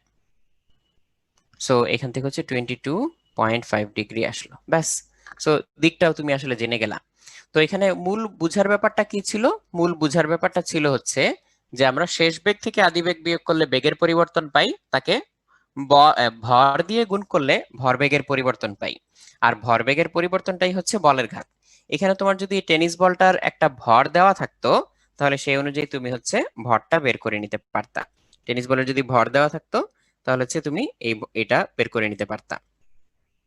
আচ্ছা, তো এইখানে হচ্ছে আমরা মান আর দিক দুইটাই তো বের করে ফেললাম। এরপরে আমরা হচ্ছে পরের প্রবলেমটাতে চলে যেতে পারি, নৌকার যে প্রবলেমটা সেখানে আমরা চলে যেতে পারি। তো সবাই একটু খুব ভালো করে খেয়াল করো। আমরা এখানে নৌকার একটা প্রবলেম দেখব, তবে এটার আগে হচ্ছে নৌকার আরেকটা প্রবলেম একটু দেখে আসব। এই দিকটা একটু বোঝার জন্য, প্লাস মাইনাসের দিকটা বোঝার জন্য আমরা এক্সট্রা একটা প্রবলেম একটু দেখে আসবো। মনোযোগ দিয়ে খেয়াল করো। মনে করো এই যে এটা একটা নৌকা, তো এটা হচ্ছে 200 কেজি। তো এটার দুই পাশ থেকে দুইজন দুই দিকে লাফ দিচ্ছে। ও এদিকে লাফ দিচ্ছে 4 মিটার/সেকেন্ড বেগে, আর এখান থেকে আরেকজন লাফ দিচ্ছে এদিকে 5 মিটার/সেকেন্ড বেগে। তো ও নিজে, ও হচ্ছে 60 কেজি, এই ব্যক্তি যে লাফ দিচ্ছে ও 60 কেজি, আর ও হচ্ছে 50 কেজি। 50 কেজি এটা। তো বলা হচ্ছে যে সবাই প্রথমে স্থির ছিল, লাফ দেওয়ার পরে তাহলে নৌকা কোন দিকে কত বেগে যাবে। তাহলে লাফ দেওয়ার পরে নৌকার বেগ কত? লাফ দেওয়ার পর নৌকার বেগ কত? নৌকার বেগ কত? তাহলে এটা আমরা কিভাবে করব একটু খেয়াল করো। লাফ দেওয়ার আগে তো সবাই স্থির ছিল, সবার ভরবেগ 0। এখন একটু প্লাস মাইনাস বুঝে নিতে হবে। তো আমরা এক কাজ করি, আমরা এক্স অক্ষের পজিটিভ দিকে ধরবো প্লাস, তাহলে এইটা হয়ে যাবে প্লাস। আর এক্স অক্ষের নেগেটিভ দিকে ধরবো হচ্ছে মাইনাস, তাহলে এই যে এটা হয়ে যাবে মাইনাস। তাহলে হচ্ছে যে ব্যক্তি সামনের দিকে লাফ দিল তার ভরবেগটা কত? তার ভরবেগটা হচ্ছে 4 × 50। আর যে ব্যক্তি পিছনের দিকে লাফ দিল তার জন্য হবে -5 × 60। আর নৌকারটা দেখি, ও এখানে হচ্ছে 0 ইকুয়াল হবে, মানে যখন কেউ ঝাঁপ দেয় নাই তখন হচ্ছে টোটাল ভরবেগ ছিল 0 ইকুয়ালস ঝাঁপ দেওয়ার পরে সবার টোটাল ভরবেগ। তাহলে যে ব্যক্তি সামনে লাফ দিল তার জন্য হচ্ছে +4 × 50, পিছনে লাফ দিল -5 × 60, প্লাস নৌকার জন্য 200 কেজি, কিন্তু নৌকার বেগ তো আমরা জানি না, শুধু ভি লিখে দিলাম, সেটা জাস্ট এইরকম আসছে। তো এটা প্লাস মাইনাস যে কোনো কিছু আসতে পারে। এখন আমি ক্যালকুলেট করব, তাহলে ক্যালকুলেট করলে দেখি কি আসে। 0 ইকুয়ালস এখানে কত আসে? 200। এখানে কত আসে? -300 +200 ভি। তাহলে এবার আমি যদি হিসাব করি, এই 300 আর 200 কে ওই পাশে নিয়ে যাও, তাহলে 100 পাবা। 100 কে 2 দিয়ে ভাগ করলে হাফ পাবা, 200 দিয়ে ভাগ করলে। তাহলে ভি ইকুয়ালস চলে আসলো পজিটিভ হাফ মিটার/সেকেন্ড। পজিটিভ আসছে না? এই যে পজিটিভ আসছে। পজিটিভ আসা মানে নৌকা আসলে কোন দিকে যাচ্ছে, যেটা আমি পরে নীল কালি দিয়ে লিখি তাহলে পরে মিলাইতে পারবা। তো পজিটিভ আসা মানে নৌকা হচ্ছে এদিকে যাচ্ছে, ভি ইকুয়ালস হাফ মিটার/সেকেন্ড বেগে। এটা হচ্ছে নৌকার ফাইনাল ভেলোসিটি, এটা হচ্ছে অ্যান্সার, যে নৌকাটা এদিকে যাচ্ছে। তো এই যে পজিটিভ হাফ আসলো, এটা দিয়ে আমরা দিকটা সহ বুঝে যাচ্ছি। আর যদি হচ্ছে মাইনাস হাফ আসতো বলতাম উল্টা দিকে। ঠিক এটার সিমিলার একটা প্রবলেম আমরা এখন দেখতে যাচ্ছি, এটা একটু ভালো করে খেয়াল করো। তো এটা হচ্ছে একবার এসেছিল ভর্তি পরীক্ষায়। স্থির পানিতে ভাসমান নৌকা থেকে একজন লোক আনুভূমিকভাবে লাফ দিয়ে তীরে পৌঁছালো। বাকি লোক সহ নৌকার ভর হচ্ছে 300 কেজি। তার মানে নৌকায় আরো লোক ছিল, কিন্তু নৌকার ভর সব শুদ্ধই হচ্ছে 300 কেজি বাকিদের সহ। লাফ দেয়া লোকের ভর হচ্ছে 60, লাফ দেয়ার বেগ হচ্ছে 20। তাহলে ঘটনাটা কেমন? আবার নৌকার উপর একটা ফুটবলও দেখা যাচ্ছে। তাহলে ঘটনাটা হবে হচ্ছে এরকম, এই যে এটা হচ্ছে নৌকা, এটা হচ্ছে নৌকা, এইখানে লোক ছিল একটা আর ফুটবল ছিল একটা। তো এখন এই যে এইখানে একটা লোক ছিল, এখানে একটা ফুটবল ছিল, আবার এই যে একটা ফুটবল ছিল। আর এখান থেকে একটা লোক হচ্ছে লাফ দিয়ে তীরে উঠে গেল, এই যে এরকম করে লাফ দিয়ে তীরে উঠে গেল। যে লাফ দিয়ে তীরে উঠে গেল সে হচ্ছে 60 কেজি, আর লাফ দিল কত বেগে? 20 মিটার/সেকেন্ড বেগে এটা। আর এই যে বাকি যারা সবাই মিলে নৌকার ভর হচ্ছে 300 কেজি, এইটা হচ্ছে প্রশ্নে বলা। বাকি সবাই মিলে 300 কেজি, এইটা প্রশ্নে বলা। তো প্রথমে আমরা চলো আগে বের করি যে লোকটা যখন লাফ দেয় সবাইকে শুদ্ধ মিলে নৌকাটা কোন দিকে যায়। তো যখন কেউ লাফ দেয় নাই তখন হচ্ছে ভরবেগ 0। তারপরে যখন হচ্ছে এই লোকটা লাফ দিল, সে তো পজিটিভ ডিরেকশনে লাফ দিল, তাহলে ভরবেগ কত? +20 × 60, তাহলে এদিকে প্লাস, এদিকে হচ্ছে প্লাস। আর নৌকাটার জন্য আমরা আর কিছু জানি না, খালি জানি যে 300, তাহলে এখান থেকে ভি বের হয়ে আসবে। তাহলে ভি এখান থেকে চলো বের করি, তাহলে ভি দেখি কত আসে। তাহলে আমাদের ভি চলে আসবে 20 × 60 / 300, তাহলে হচ্ছে -4 চলে আসে। আমি এখানে হিসাব করে দেখলাম ভি ইকুয়ালস -4 মিটার/সেকেন্ড চলে আসে। তাহলে এইটা আমরা এখানে নীল কালি দিয়ে একটু লিখে দিই যে পুরা নৌকাটা এদের সবাইকে শুধু মিলে -4 মিটার/সেকেন্ড বেগে যাবে। তো এটা হচ্ছে আমরা আরেকটা ভেলোসিটি পাচ্ছি আর কি, -4। এইবার পরের প্রশ্নটাতে দেখো, এই যে আমাদের যে নৌকায় অবস্থিত ফুটবলটা, এই ফুটবলটা হচ্ছে 0.75 কেজি। এই বলটা নৌকার উপরে স্থির, তার মানে কি নৌকার সাথে সাথে এটা -4 মিটার/সেকেন্ড বেগে যাচ্ছে, যেহেতু নৌকার উপরে স্থির। এই বলটাকে কিক মারা হলো যেন ফুটবলটা একই দিকে 18 মিটার/সেকেন্ড বেগ প্রাপ্ত হয়। একই দিকে মানে যে লোকটা যেদিকে লাফ দিল আর কি, সেদিকে যাতে 18 মিটার/সেকেন্ড বেগ প্রাপ্ত হয়। তাহলে বলের ঘাত নির্ণয় করো। তাহলে বলের ঘাত নির্ণয় করো, তার মানে হচ্ছে আমাকে কি করতে হবে? ভরবেগের পরিবর্তন নির্ণয় করতে হবে। তাহলে এই ফুটবলের ভর কত? ফুটবলের ভর হচ্ছে 0.75 কেজি। এবার বেগের পরিবর্তন দিয়ে গুণ করতে হবে। একটু আগে আমরা একটা অঙ্ক করলাম না, এম ইন্টু বেগের পরিবর্তন। তাহলে বেগের পরিবর্তন লিখি। তাহলে ফুটবলটা কিন্তু এদিকেই যাচ্ছিল -4 মিটার/সেকেন্ড বেগে, কিন্তু তাকে এমন ভাবে কিক করা হলো যে এটা সামনের দিকে 18 মিটার/সেকেন্ড বেগে যায়। সামনের দিকে 18। তাহলে ফাইনাল বেগ কোনটা? এই সামনের দিকে যে 18, এইটা। সামনের দিকে 18 মানে কি পজিটিভ 18। এখান থেকে বিয়োগ করব আগেরটা। আগেরটা কত? -4, তাহলেই হয়ে যাবে। তাহলে এত KG metre per second, KG metre per second. তাহলে এবার একটু হিসাবটা করি। তাহলে 0.75 ইন্টু 18 আর 4 এখন যোগ হয়ে যাবে, 18 আর 4 যোগ হয়ে গেল, হয়ে কত হচ্ছে? 16.5, 16.5 কেজি মিটার পার সেকেন্ড, এটা। তো আশা করি এই জিনিসটা তোমরা বুঝতে পেরেছো। তাহলে এখানে আমরা 18 থেকে -4 বিয়োগ করলাম কেন? জাস্ট ভরবেগের পরিবর্তনটা বের করার জন্য, ভরবেগের পরিবর্তনটা বের করার জন্য। তো এখানে হচ্ছে রাতুল হাসান জিজ্ঞেস করেছিল যে সরি, বলের ম্যাস অ্যাড হবে কিনা। তো সব শুদ্ধ, এই যে সব বাকি লোক টোক সব শুদ্ধ হচ্ছে, নৌকার ভরটা হচ্ছে 300 দেওয়া, হ্যাঁ। তো সব শুদ্ধ হচ্ছে, নৌকার ভরটা 300 দেওয়া, বাকি যা কিছু ছিল এভরিথিং সহ 300 দেওয়া। তো এই জন্য আমরা হচ্ছে 300 দিয়ে করেছিলাম আর কি। তো সমস্যা নেই। তো তোমরা তো বুঝতে পারলে যে কিভাবে জিনিসটা করা যায়।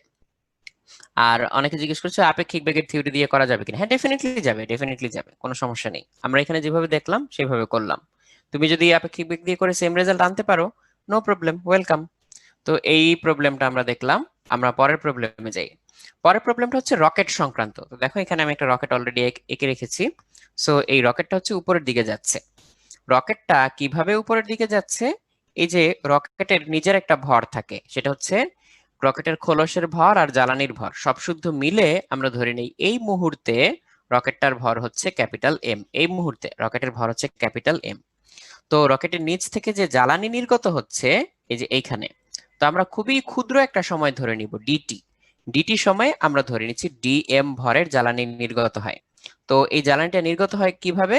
রকেটের সাপেক্ষে, রকেটের সাপেক্ষে ভি আর বেগে। তাহলে এটা কিন্তু মাটির সাপেক্ষে না, এটা হচ্ছে রকেটের সাপেক্ষে। যদি রকেটের ভিতরে কেউ থাকে, সে দেখবে যে জ্বালানিটা ভি আর বেগে নির্গত হচ্ছে। তাহলে নিচের দিকে জ্বালানির ভরবেগ কত তৈরি হবে? নিচের দিকে জ্বালানির ভরবেগ তৈরি হবে হচ্ছে ডিএম ইন্টু ভিআর। এই পরিমাণ জ্বালানির ভরবেগ নিচের দিকে তৈরি হবে। তাহলে এটাকে ব্যালেন্স করার জন্য ভরবেগের সংরক্ষণ সূত্র অনুযায়ী রকেটের ভরবেগ উপরের দিকে তৈরি হবে এক্স্যাক্টলি সেম, এই যে ভিআর ইন্টু ডিএম। এই ভরবেগটা কত সময়ে তৈরি হচ্ছে? ক্ষুদ্র সময় ডিটি সময়ে তৈরি হচ্ছে। তাহলে আমরা ডিটি দিয়ে ভাগ করে দিই, তাহলে পাচ্ছি ভরবেগের পরিবর্তনের হার। আর ভরবেগের পরিবর্তনের হারটাই হচ্ছে এখানে প্রযুক্ত বল হিসাবে কাজ করবে। তাহলে এই যে এফ ইকুয়ালস আমরা যেটা লিখলাম V R DM by DT, এটাকে বলা হচ্ছে জ্বালানি কর্তৃক প্রযুক্ত বল। আর তার মাঝখানে এই যে এই অংশটুকু যদি একটু আলাদা করে দেখাই, DM by DT KG per second আসবে এটার ইউনিট, শুধু এইটুকুর ইউনিট আসবে হচ্ছে কেজি পার সেকেন্ড। এটাকে বলে রকেটের জ্বালানি ব্যবহারের হার বা ফিউয়েল কনজাম্পশন রেট। তো ফিউয়েল কনজাম্পশন রেট এটা হচ্ছে জ্বালানি ব্যবহারের হার। তো এই যে আমাদের রকেটটা এটা এখন উপরের দিকে এই ফোর্সের কারণে ওঠার চেষ্টা করবে। তো আমরা একটা কাজ করতে পারি, তো আমরা এখানে রকেটের ত্বরণটা বের করতে পারি। তাহলে রকেটের জ্বালানি জনিত যে ত্বরণ এ, সেটা কিভাবে পাবো? ভর দিয়ে ভাগ করে দিব। তাহলে 1/m vr dm/dt, এটাই হচ্ছে আমাদের জ্বালানির কারণে যতটুকু ত্বরণ তৈরি হয়। কিন্তু একটা জিনিস একটু খেয়াল করে দেখো তো, একটা রকেট যখন মাটিতে থাকবে, এই যে এরকম পৃথিবীর উপরে ধরো প্ল্যাটফর্মের উপরে আমরা হচ্ছে লঞ্চ প্যাডের উপরে যে রকেটটাকে রেখে দিলাম, তো এই রকেটটা যদি এখন জ্বালানি নির্গত করা শুরু করে, এই রকেটটার উপরে জ্বালানি উপরের দিকে এ ত্বরণ অ্যাপ্লাই করলো, আর পৃথিবী তখন এই রকেটটার উপরে কোন দিকে, নিচের দিকে জি ত্বরণ অ্যাপ্লাই করবে। সো রকেটটা উড্ডয়ন হওয়ার শর্তই হতে হবে, রকেট উড্ডয়নের শর্ত হতে হবে a must be greater than G, তা না হলে কিন্তু রকেট উপরে উঠবে না। ইভেন এ যদি জি এর সমানও হয় তাহলেও তো উঠবে না, দুই পাশে হচ্ছে সমান, ক্যান্সেল হয়ে যাবে, আমরা নেট ত্বরণ হচ্ছে শূন্য পাবো। তো তখন কিন্তু রকেট স্থির অবস্থায় ছিল, স্থির অবস্থায় থাকবে। আর যদি অলরেডি গতিশীল অবস্থায় এই ঘটনা ঘটে তাহলে রকেটটা তখন সমবেগে যাবে আর কি। তার মানে হচ্ছে রকেট উড্ডয়নের শর্ত হচ্ছে এ গ্রেটার দেন জি হতে হবে। আচ্ছা, তো জ্বালানির বেগটা রকেটের সাপেক্ষে কেন নিয়েছি এটা হচ্ছে অনেকে জানতে চেয়েছো, যে এই রকেটটার উপরে ডিরেক্টলি ফোর্সটা ক্যালকুলেট করার জন্য। কারণ যখন হচ্ছে আমি মাটির সাপেক্ষে নিব তখন রকেটটা যখন চলতে শুরু করবে তখন তো আসলে জিনিসটা আমার সাপেক্ষে চেঞ্জ হয়ে যাবে, তো আমার জন্য হিসাবটা ক্যালকুলেট করতে বা হিসাবটা শেষ করতে জটিল হবে এই জন্য। আরো একটা ব্যাপার আছে এখানে, সেটা হচ্ছে যে রকেটের ভিতরে নির্দিষ্ট অনুপাতে জ্বালানি এবং অক্সিজেন, যদি তরল জ্বালানি রকেট হয়, জ্বালানি এবং অক্সিজেন মিশ্রিত করে কম্বাসশন ঘটানো হয়। তো কম্বাসশনের ফলে পিছন দিয়ে যখন এক্সস্ট গ্যাসটা নজল দিয়ে বের হয়ে আসে, সো তখন যদি মিক্সিংটা এক্স্যাক্টলি একই রকম হয় তাহলে নর্মালি হচ্ছে এই রকেটের যে ইজেকশন ভেলোসিটিটা, গ্যাসের যে ইজেকশন ভেলোসিটি বা নির্গত হওয়ার যে বেগ, সেটা একই থাকে, ধ্রুব থাকে। তো এখানে এটাই ধরে নেওয়া যে রকেট থেকে সবসময় এক্স্যাক্টলি ধ্রুব ভি আর বেগে জ্বালানিগুলো নির্গত হয় এইটা। তো এটা কিন্তু তোমরা খেয়াল রাখবা যে এই জিনিসটা আমি কি বললাম, যে এটা বললাম যে উড্ডয়ন হওয়ার শর্ত হচ্ছে a must be greater than G. এইবার আরেকটা জিনিস একটু খেয়াল করো, তো আমরা প্রথমে ধরে নেই রকেটটা কোথায় আছে আমরা জানি না, এটা কি গ্র্যাভিটেশনাল ফিল্ডের ভিতরে আছে নাকি নাই আমরা জানি না, কিছুই জানি না, আমরা জাস্ট জানি যে রকেটটা জ্বালানি নির্গত করতে থাকে, আর জ্বালানি নির্গত হওয়ার ফলে রকেটের ত্বরণ হয় এইটা। তো শুরুতে যদি রকেট প্লাস জ্বালানি এটার ভর হয় m0, m0 মানে হচ্ছে রকেট প্লাস ফুয়েল এই দুইটা মিলে টোটাল যে ভর সেটা হচ্ছে m0। চলতে চলতে এক সময় তো জ্বালানি শেষ হয়ে যাবে, সো তখন শুধুমাত্র রকেটের ভরটা থাকবে, জ্বালানিটা কিন্তু আর থাকবে না। তো এই যে এতক্ষণ ধরে যে ত্বরণটা হবে এই ত্বরণটাকে ইন্টিগ্রেট করলে আমরা বেগ পাবো। তাহলে জ্বালানি শেষ হওয়ার মুহূর্তে রকেটের যে ফাইনাল ভেলোসিটি vf সেটা কত হবে? এটা হবে হচ্ছে vr ln m0/m। এই ফর্মুলাটা একটু খেয়াল করো, vr ln m0/m, আমরা এই যে এটাকে ইন্টিগ্রেট করলে এটা পাই 1/m, তো এটাই ln m হয়ে যাবে, তারপরে লিমিট বসালে এটা আসবে, সো মামুলি ব্যাপার স্যাপার। তো একটু খেয়াল করো vr ln m0/m, এই ভেলোসিটিটা হচ্ছে কার জন্য তৈরি হবে বলো তো? এই ভেলোসিটিটা তৈরি হবে জ্বালানি ব্যবহার করার ফলে, জ্বালানি ব্যবহার করার ফলে হচ্ছে এই ভেলোসিটিটা তৈরি হবে। তাহলে আমরা এখন এক কাজ করি, এখানে নতুন দুইটা জিনিস অ্যাড করি।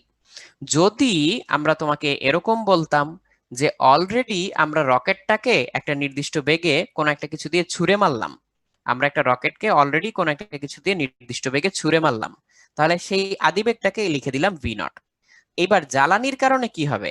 জ্বালানির কারণে হচ্ছে এই vr ln m0/m এই নতুন ভেলোসিটিটুকু যুক্ত হবে, এটা হচ্ছে শুধু জ্বালানির কারণে। আবার এই রকেটটা যদি একটা গ্র্যাভিটেশনাল ফিল্ডের ভিতরে থাকে, ইউনিফর্ম গ্র্যাভিটেশনাল ফিল্ড, তাহলে হচ্ছে প্রতি সেকেন্ডে গ্র্যাভিটেশনাল ফিল্ডের কারণে ভেলোসিটি আবার জি করে কমে যেতে থাকবে, তাহলে টি সেকেন্ডে কতটুকু কমবে? জিটি। তো এখন তোমরা প্রশ্ন করতে পারো যে এই টিটা কি।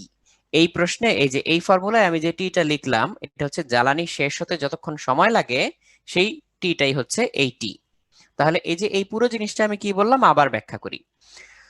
যেমন ধরা যাক কোনো একটা তুমি ছাদের উপরে একটা আতশবাজি ফুটাবা বা একটা ছোট একটা রকেট তুমি আকাশে উঠাবা, তো তুমি সেটা আগুন ধরে অলরেডি উপরের দিকে ছুঁড়ে মারলা। খুবই রিস্কি ব্যাপার, তাও জাস্ট অঙ্ক করার জন্য আমি বলতেছি, এটা কেউ বাস্তবে ট্রাই করবা না। তুমি আগুন ধরানোর পরে এটাকে উপরের দিকে ছুঁড়ে মারলা, তুমি যেই বেগে ছুঁড়ে মারছো সেই বেগটা হচ্ছে v0, এটা অলরেডি একটা বেগ পেয়ে গেছে। যেহেতু আগুন ধরাই দিছো এখন রকেট থেকে জ্বালানি নির্গত হওয়া শুরু করবে, তাহলে জ্বালানি শেষ হওয়া পর্যন্ত রকেটটা যে বেগ অর্জন করবে সেটা তো আমরা দেখলাম V R ln M not by M, তাহলে এটা যোগ হয়ে গেল, এতটুকু এক্সট্রা বেগ অর্জন করবে। কিন্তু আমরা তো জানি পৃথিবী সবসময় নিচের দিকে জি ত্বরণটা অ্যাপ্লাই করে এর উপরে, তাহলে সে আবার টি সময় জুড়ে সে উপরে উঠলে এই জিটি পরিমাণ বেগ তার কমে যাবে। তাহলে শেষ পর্যন্ত ঠিক জ্বালানি শেষ হওয়ার মুহূর্তে তার বেগটা আমরা পাবো এইটা, জ্বালানি শেষ হওয়ার মুহূর্তে তার টোটাল বেগটা আমরা পাবো এইটা। যদি গ্র্যাভিটেশনাল ফিল্ড না থাকে মহাকাশে এই ঘটনা ঘটে জিটি বাদ, আগে থেকে তুমি ছুঁড়ে মারো নাই, জাস্ট রেখে দিছো মাটিতে, তাহলে ভি নট বাদ, তাহলে শুধু V R ln M not by M হবে। এই হচ্ছে টোটাল কাহিনী। তো আশা করি এই পুরো জিনিসটা বুঝতে পারছো। তো এটা হচ্ছে রকেট। তো অনেকে বলছে যে ইন্টিগ্রেশনটা দেখান, ইন্টিগ্রেশনটা দেখানোর কিছু নাই, এই যে তুমি টি এর রেসপেক্টে ইন্টিগ্রেট করবা, তাহলে চলে আসবে হচ্ছে ভি আর কনস্ট্যান্ট, এটা বাইরে বের হয়ে আসবে, আর 1/m dm, টি এর রেসপেক্টে যেহেতু করতেছো ডিটি ডিটি কেটে যাবে, বা আসলে এইভাবে বলা ঠিক না, যাই হোক টাইমের যে প্যারামিটারটা সেটা চলে যাবে আর কি। তাহলে 1/m dm, 1/m কে ইন্টিগ্রেট করলে লন এম হয়, এটা তোমরা জানো, সো আমি সরাসরি লন এম এর মধ্যে লিমিটটা বসাই দিছি। তো এটা একটা প্রবলেম ছিল, এটা আমরা দেখলাম। এইবার আমরা একটা অ্যাকচুয়াল প্রবলেম সলভ করি ভ্যালু দিয়ে। দেখো একটা রকেট প্রতি সেকেন্ডে 0.07 কেজি জ্বালানি খরচ করে, তাহলে এখানে প্রতি সেকেন্ড ডিটিটা আমরা ধরে নিচ্ছি 1 সেকেন্ড, তাহলে ডিএমটা আমরা ধরে নিচ্ছি হচ্ছে 0.7 কেজি। ও 0.07, আমি আরেকটা জিরো দিতে ভুল করেছি এখানে, 0.07, তো আমি এখানে একটু লিখি 0.07 কেজি। তো এখন তাহলে আমাদের জ্বালানি ব্যবহারের হার কত, ডিএম বাই ডিটি, এটা তো আমরা এখান থেকে সহজেই বের করতে পারবো। তাহলে ডিএম বাই ডিটি বা জ্বালানি ব্যবহারের হার, ডিটি তো 1, তাহলে এটা হচ্ছে 0.07ই থাকবে কেজি পার সেকেন্ড। নির্গত গ্যাসের বেগ হচ্ছে 100 কিলোমিটার পার সেকেন্ড, তাহলে রকেটের উপরে কত বল ক্রিয়া করবে, তাহলে হচ্ছে এফ আমরা বের করতে চাই, F equals V R DM by DT. এই যে আমরা আগের পেজে এটা বের করেছিলাম, V R DM by DT এটা। সো 100 কিলোমিটার পার সেকেন্ড, তো এটা হচ্ছে 100 কিলো, তার মানে হচ্ছে আরো 1000 দিয়ে গুণ করতে হবে, ইনটু এই ডিএম বাই ডিটি, এটা কত 0.07। তো আমি এখানে হচ্ছে ক্যালকুলেটরে করি, 100 কিলো মানে হচ্ছে 10⁵ ইন্টু 0.07, তাহলে কত হচ্ছে 7000, তাহলে হচ্ছে 7000 নিউটন, 7000 নিউটন। তো এখন আমরা ধরো এখানে আরেকটা জিনিস জুড়ে দিলাম, বললাম এই মুহূর্তে রকেটের ভর হচ্ছে 100 কেজি, তাহলে রকেট উড্ডয়ন করতে পারবে কিনা। তাহলে এখান থেকে আমরা কি করতে পারবো, ত্বরণ বের করতে পারবো, এ ইকুয়ালস হচ্ছে এফ বাই এম। তাহলে এফ কত 7000 আর এম কত 100, তাহলে হচ্ছে কত আসতেছে আমরা দেখি, 7000 কে 100 দিয়ে ভাগ করলে হচ্ছে দুইটা শূন্য চলে যাবে, 70 মিটার, 70 মিটার/সেকেন্ড স্কয়ার। এই এটা কি জি এর চেয়ে বেশি? হ্যাঁ, এটা হচ্ছে 9.8 এর চেয়ে বেশি। তার মানে যেহেতু 9.8 এর চেয়ে বেশি, তার মানে হচ্ছে রকেটটা উপরের দিকে ত্বরণ নিয়ে উঠতে পারবে, তার মানে এর পক্ষে উড্ডয়ন ঘটানো পসিবল, লিফট অফ করা বা লঞ্চ করা পসিবল। তো এটা হচ্ছে আমরা রকেটের একটা অ্যাকচুয়াল প্রবলেম দেখলাম। এখানে যদি আলাদা করে জ্বালানির ভর বলে দিত, রকেটের জ্বালানির ভর আলাদা করে যদি বলে দিত, তাহলে আমরা হচ্ছে জ্বালানি শেষ হওয়ার মুহূর্তে রকেটের বেগটাও বের করতে পারতাম। তো ধরো আমি এখানে তোমাকে বলে দিচ্ছি যে ফুয়েল হচ্ছে ধরো 50 কেজি, ফুয়েল হচ্ছে 50 কেজি, তাহলে তুমি এখন কি করতা, শুরুতে রকেট আর জ্বালানি মিলে হচ্ছে 100 কেজি, তাহলে এটাকে এম নট বানাই দিলাম, এখানে এম নট বানাই দিলাম। ফুয়েল হচ্ছে 50 কেজি, তাহলে ফুয়েল শেষ হয়ে গেলে কি কি হবে, বাকি রকেটের খালি রকেটের ভর হবে 50 কেজি, তাহলে তুমি হচ্ছে ওই যে শেষ বেগ যেটা জ্বালানি জনিত শেষ বেগ সেটা বের করতে পারবা, সেটা কত হবে V R ln M not by M. তাহলে হচ্ছে আমরা জানি এম নট বাই এম কত হবে, 2:1 হবে, মানে 100 কেজি আর 50 কেজি। তাহলে এখানে আমরা লিখবো হচ্ছে 100,000 বা 10⁵ লন 2 এটা। তাহলে আমি একটু ক্যালকুলেট করি, 10⁵ ইন্টু লন 2, দেখি আমার কত আসে। তাহলে হচ্ছে 69,000, 69,314, 69314.7 এটা আসছে, যা আসে আসলো, যা আসে আসলো। তো যা আসবে এটাই তোমার অ্যান্সার। তো অলরেডি অনেকে মনে হয় এটা বেরও করে ফেলেছো। হ্যাঁ 69314, এটা অনেকে বের করে ফেলেছো। তো এটা আমি আরেকবার একটু বলি, এই যে টোটাল রকেটের ভরটা মানে রকেট প্লাস জ্বালানি শুদ্ধ ছিল 100, তার মধ্যে জ্বালানি হচ্ছে 50, তার মানে খালি রকেট কত আরো 50, তাহলে এই যে এখানে এম নটের জায়গায় বসবে 100 আর এই এম এর জায়গায় বসবে 50। এবার তোমরা হিসাব করো, আমি যা লিখলাম সুন্দরভাবে মিলে যাবে, যেটা লিখলাম সুন্দরভাবে মিলে যাবে। আচ্ছা, আর যদি হচ্ছে এখানে আমরা জি এর প্রভাবটা আনতাম, হ্যাঁ, জি এর প্রভাবটা যদি আনতাম তাহলে হচ্ছে মাইনাস জিটি করতাম। জি এর প্রভাব আনলে মাইনাস জিটি করতাম। তো এখানে আর সেটুকু আমি আনলাম না, শুধু জ্বালানির কারণে সে কত বেগ প্রাপ্ত হবে এই টোটাল টাইমটাতে, মানে জ্বালানি শেষ হওয়া পর্যন্ত শুধু সেটা লিখলাম। যদি জি এর প্রভাব আনতে হয় তুমি আনবা, মাইনাস জিটি করবা। কিন্তু এখানে কথা আছে, এটা যত সময় ধরে চলবে তত সময় ধরে তো আবার তোমার জি কনস্ট্যান্ট নাও থাকতে পারে, তখন তোমাকে গ্র্যাভিটেশনাল পটেনশিয়াল এটা দিয়ে অঙ্কটা করতে হবে। তো গ্র্যাভিটেশনাল পটেনশিয়াল আমাদের আজকের আলোচনায় নাই, আমরা নেক্সট দিন যে আলোচনাটা করব গ্র্যাভিটি নিয়ে, সেখানে আমরা গ্র্যাভিটেশনাল পটেনশিয়াল নিয়ে আলোচনাটা করব। তোমরা পরের ক্লাসটা খুব মনোযোগ দিয়ে দেখবে, গ্র্যাভিটেশনাল পটেনশিয়াল দিয়ে এরকম প্রবলেম সলভ করা যায় যেখানে জি এর ভ্যালুটা ফিক্সড থাকে না। আচ্ছা, এরপরে আমরা হচ্ছে পরের কিছু প্রবলেমে যাব। এখানে হচ্ছে যে দেখো শিরোনামটা লেখা হচ্ছে ঘর্ষণ বা ফ্রিকশন। তো ঘর্ষণের অঙ্কের জন্য গোল্ডেন রুল বলে দেই। ঘর্ষণের অঙ্কের জন্য যে গোল্ডেন রুল, গোল্ডেন রুল সবাই খুব ভালো করে খেয়াল করো। গোল্ডেন রুল হচ্ছে আমরা প্রথমে সমস্ত বলকে, সমস্ত বল তলের সমান্তরাল ও লম্ব উপাংশে ভাঙবো। তলের সমান্তরাল, তলের সমান্তরাল ও লম্ব উপাংশে ভাঙবো, উপাংশে ভাঙবো। এটা হচ্ছে গোল্ডেন রুল। তারপরে কি করব? তারপরে আমরা হচ্ছে দেখব যে স্থির নাকি কোনো দিকে ত্বরণ আছে বা গতিশীল। যদি স্থির থাকে অথবা, স্থির অথবা সমবেগ, স্থির অথবা সমবেগ, এই কেসে হচ্ছে কোনো দিকে ত্বরণ নাই। ত্বরণ নাই মানে কি? সব দিকে হচ্ছে বলের লব্ধি শূন্য। তাহলে ডানে বামে বা উপরে নিচে। তাহলে ডানে বামে বলতে আমি হচ্ছে একটা চিহ্ন দিয়ে বুঝাই।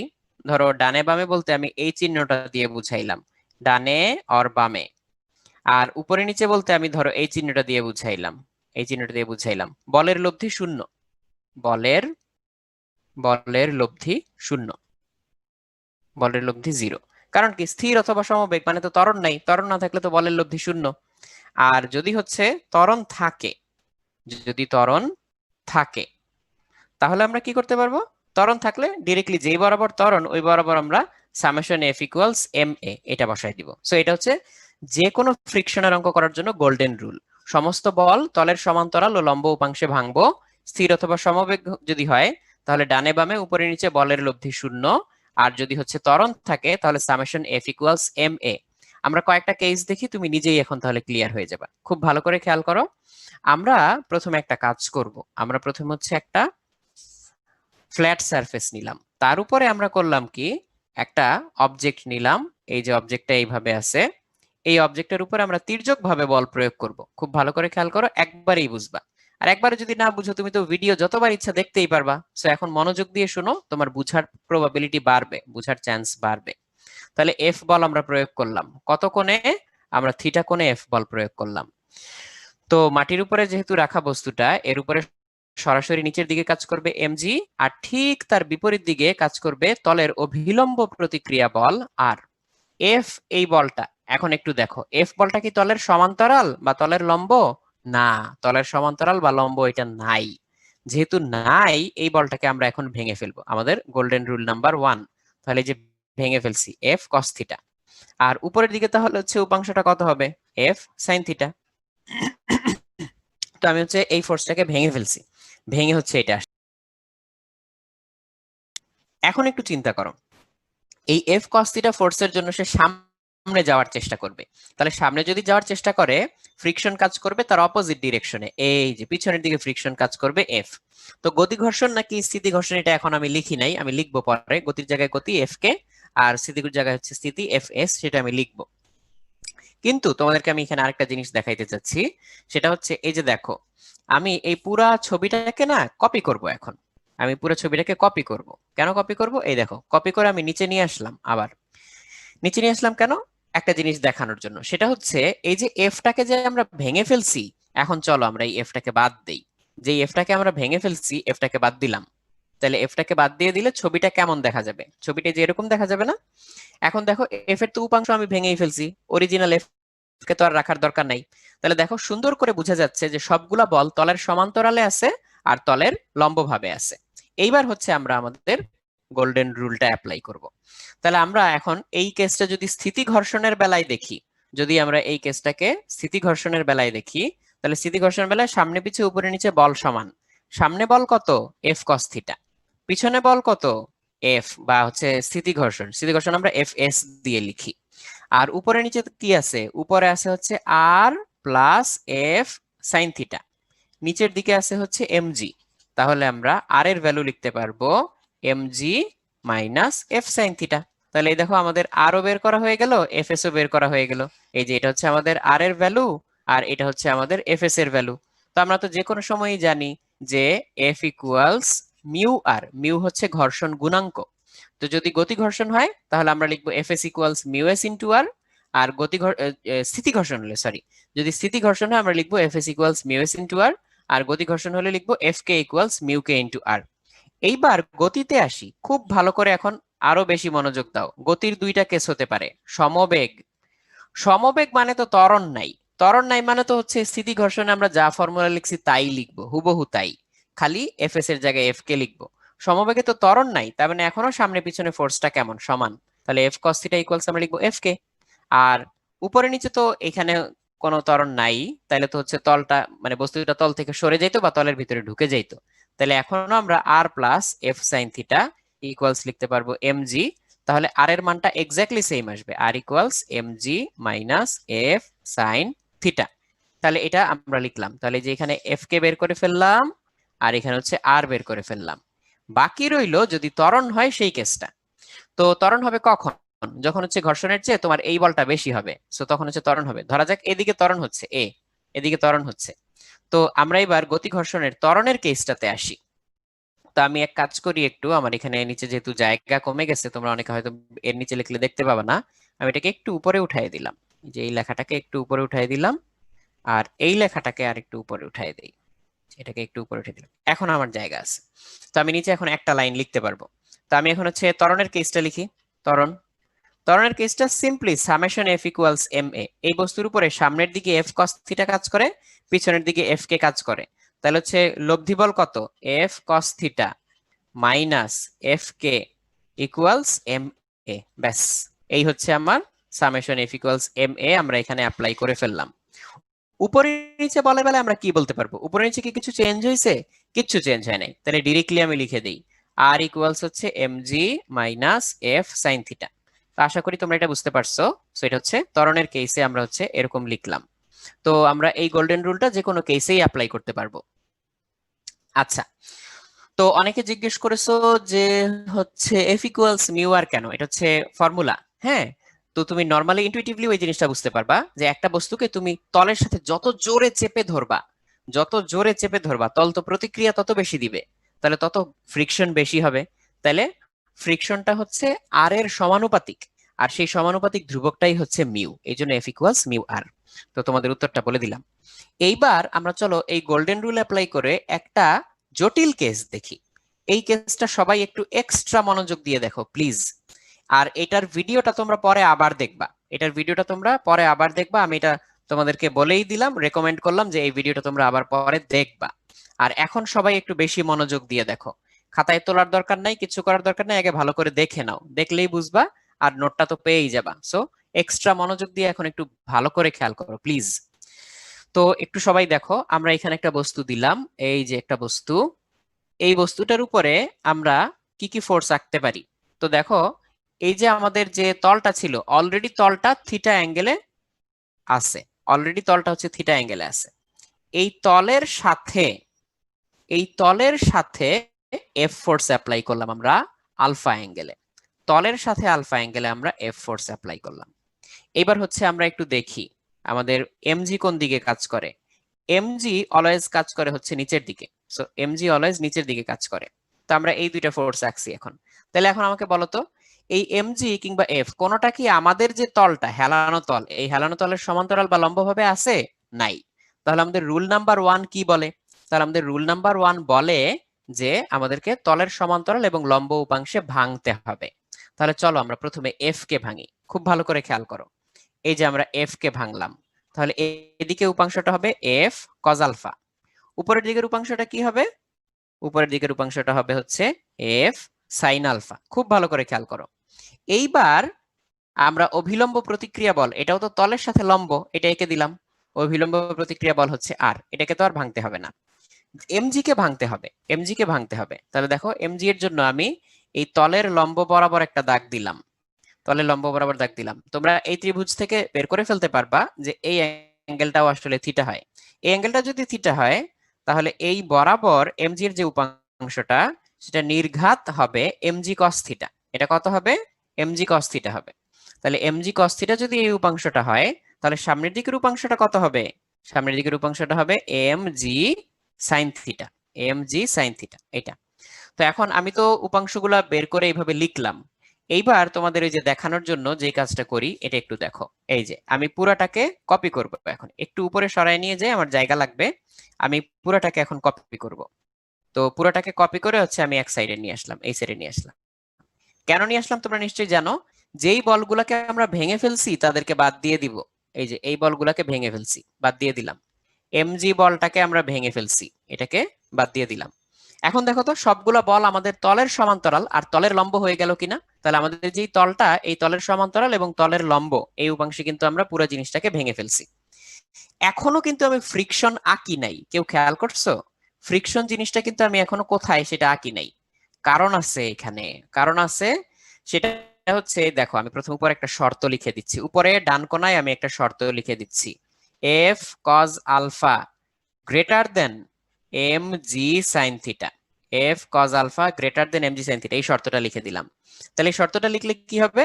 বোঝা যাবে এফ কজ আলফা যেদিকে বস্তুটা সেদিকে যেতে চাচ্ছে, এফ কজ আলফা যেদিকে বস্তুটা সেই দিকে যেতে চাচ্ছে, তার মানে হচ্ছে ফ্রিকশন কাজ করবে তার অপোজিট ডিরেকশনে। কোন অঙ্কে যদি এরকম থাকতো যে এমজি সাইন থিটাটা হচ্ছে এফ কজ আলফার চেয়ে বেশি, বস্তুটা নিচে নামতে চাইতো, তখন ফ্রিকশন কাজ করতো এমজি সাইন থিটার অপোজিট ডিরেকশনে। আর কোন অঙ্কে রেয়ার কেসে যদি এমজি সাইন থিটা আর এফ কজ আলফা এক্স্যাক্টলি সমান হয়, হুবহু সমান, তাহলে তো বস্তুটা ডানেও যেতে চায় না, বস্তুটা বামেও যেতে চায় না, কোনো দিকে যেতে চায় না। যদি হচ্ছে গতি তৈরি হওয়ার উপক্রম না হয় তখন কিন্তু ফ্রিকশন কাজ করবে না, তখন ফ্রিকশন কাজ করবে না। তো সবাই একটু খেয়াল করো, তা আমরা এখানে এফ কজ আলফা বেশি দিয়ে ফেলছি, এই জন্যে আমরা এখন কি লিখবো? আমরা লিখবো এই ফ্রিকশনাল ফোর্সটা এই এফ কজ আলফার বিপরীত দিকে, এই যে এদিকে আমরা এখন লিখতে পারবো ফ্রিকশন এফ। তাহলে গতির জন্য হচ্ছে এটা এফ এস হবে, আর স্থিতির জন্য এফ কে হবে। তাহলে এইবার আমি নিচে কেসগুলো একটা একটা করে লিখি। স্থিতি, আমার মনে হয় এখন তোমরা নিজেরাও এটা লিখতে পারবা। স্থিতির জন্য উপরে নিচে ডানে বামে সমান, তাহলে উপরে হচ্ছে R plus F sine alpha equals হচ্ছে এম জি কজ আলফা। আমি আর পক্ষান্তর করে, সরি কস থিটা, আমি আর পক্ষান্তর করে লিখলাম না, তোমরা নিজেরা হচ্ছে এফ সাইন আলফাকে পক্ষান্তর করে লিখে দিবা। এরপরে হচ্ছে ডানে বামে এফ কজ আলফা ইকুয়ালস হচ্ছে M G sine theta plus F S, এটা হচ্ছে স্থিতির জন্য, এফ এস এটা হচ্ছে স্থিতির জন্য। তো এটা আমি এখানে লিখলাম। তো এখন আমি এই পুরো জিনিসটাকে আবার কপি করব, এই পুরা জিনিসটাকে কপি করব। আচ্ছা এমজি সহ সিলেক্ট হয়ে গেছে, আমি আবার করি একটু। এই যে পুরো জিনিসটাকে আমি কপি করব। কেন কপি করব অনেকে বুঝে গেছো, কারণ গতি ঘর্ষণের যে সমবেগের কেস সেটা হচ্ছে স্থিতির মতোই এক্স্যাক্টলি সেম। গতি ঘর্ষণের যে সমবেগের কেস সেটা এক্স্যাক্টলি সেম। তাহলে আমি এখানে হচ্ছে এই স্থিতি কথাটা মুছে দিলাম। তাহলে এখন লিখবো হচ্ছে গতি, গতির হচ্ছে এটা সমবেগ, সমবেগের কেস। তাহলে আর ইকুয়াল যা ছিল ছিল, আর এখানে লাস্টে এই এফ এস এর জায়গায় আমরা জাস্ট লিখে দিব এফ কে, এফ এস এর জায়গায় লিখে দিব এফ কে এটা। তাহলে যদি ত্বরণের কেসটা লিখি, ত্বরণের কেসটা আমি হচ্ছে এই যে সাইডে চিপা দিয়ে লিখতেছি, সবাই একটু খেয়াল করো, ত্বরণের কেস। তাহলে এখানে যদি গতি ঘর্ষণের ত্বরণ এই কেসটা আমরা লিখি, উপরে নিচে তো কিছু চেঞ্জ হয় নাই, তার মানে হচ্ছে ওই যে R plus F sine alpha equals MG MG cos theta, এটা আগের মতোই আছে, কোনো সমস্যা নাই। কিন্তু summation F equals M A, যেহেতু এই যে এই এফ কজ আলফা বড়, তাইলে হচ্ছে আমরা ধরে নিচ্ছি যে এইদিকে ত্বরণটা হচ্ছে, এদিকে ত্বরণটা হচ্ছে। তাইলে আমরা এখন কি লিখবো? আমরা এখানে হচ্ছে সাইড দিয়ে লিখে ফেলবো, এই যে একটু সবাই খেয়াল করো, F cos alpha minus F K plus M G sine theta. আমি এখানে সাইডে লিখতেছি, তোমরা খাতায় সোজা করে লিখবা, equals M A, equals M A. ব্যাস, তাহলে ত্বরণের কেসটাও আমরা এখানে লিখে ফেললাম। তাহলে আমাদের গোল্ডেন রুল তিনটা, একটা হচ্ছে তলের সমান্তরাল এবং তলের লম্বভাবে এভাবে আমরা হচ্ছে ভেঙে ফেলবো, তারপরে হচ্ছে দেখবো যে কোনটা কি হয় আর কি, কোনটা হচ্ছে কি হয়। তো সবাই একটু খেয়াল করো, এটুকু বুঝতে পারছো কিনা? যদি স্থিতি আর গতির সমবেগ হয় একই কেস, খালি এফ এস এর জায়গায় এফ কে উপরে নিচে ডানে বামে সমান। আর ত্বরণের জন্য হচ্ছে, ত্বরণের জন্য কি উপরে নিচে সমান, তার মানে এখানে হচ্ছে R plus F sine alpha equals M G cos theta, ঠিক আছে। কিন্তু সামনে পিছনে হচ্ছে summation F equals M A, তাহলে সামেশন এফ কত, F cos alpha minus F K plus M G sine theta equals M A, ব্যাস এটা। তো তোমরা একটু খেয়াল করে নাও যে আমি এখানে কোথাও হচ্ছে থিটা কিংবা আলফা দিতে কোথাও উল্টাপাল্টা করছি কিনা, এটা একটু তোমরা নিজেদের মতো করে খেয়াল করে ঠিক করে নিবা। তা আমার মনে হয় যা দেখতে পাচ্ছি ঠিকই আছে। হ্যাঁ ঠিক আছে, কোনো সমস্যা নেই। ওকে, তো যাই হোক আমি তোমাদেরকে রুল বলে দিলাম, এই রুল অনুযায়ী তোমরা হচ্ছে ঠিকঠাক মতো এই জিনিসটা করে নিবা। ত্বরণের কেসটা হচ্ছে যেদিকে ত্বরণ হবে সেই দিক বরাবর সামেশন এফ ইকুয়ালস এম এ, সামেশন এফ ইকুয়ালস এম এ, এইটাই, আর কিছু না। তো আমরা এই কেসটাও দেখলাম, সবাই একটু মনোযোগ দাও। আচ্ছা, এই যে ওবায়দুল কাদের, তুমি বলছো যে ভাইয়া একটু রিপিট করেন, বুঝিনি। এই কথাটাই তো আমি বললাম যে আমি এই পুরো জিনিসটা আবার যদি রিপিট করি ক্লাসের মধ্যে সময়টা এখন নষ্ট হবে, আমি বাড়তি প্রবলেম আর দেখাতে পারবো না। তুমি যেটা করবা, এই ক্লাসের ভিডিওটা নেক্সট 1-2 দিনের মধ্যে যখন আবার অ্যাভেইলেবল হবে, তখন তুমি হচ্ছে ইচ্ছা মতো যতবার ইচ্ছা এই ভিডিওটা একটু দেখে নিও।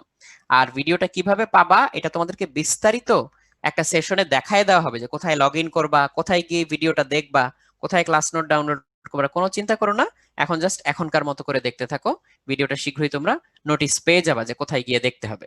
সুন্দর করে হচ্ছে ব্রাউজারের মধ্যেই তুমি পুরো জিনিসটা দেখতে পাবা, এটা। আর পিডিএফটা আজকেই পেয়ে যাবা, সমস্যা নেই, পিডিএফটা আজকেই পেয়ে যাবা। আর উদ্ভাসের অ্যাপ চালু করলে বেস্ট হবে, তুর্য বলেছো, হ্যাঁ অ্যাপ আমরা চালু করার চেষ্টা করব ইনশাল্লাহ, সমস্যা নেই। তো আমরা নেক্সট প্রবলেমটাতে যাই, সবাই একটু খেয়াল করো।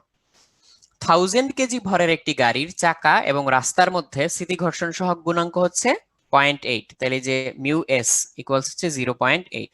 কত ঢালু রাস্তায় না পিছলে থেমে থাকতে পারবে? তাহলে আমরা সহজ একটা অঙ্ক করি, আমরা তো জটিল একটা কেস দেখেই ফেলছি অলরেডি, এখন একটা সহজ অঙ্ক করি।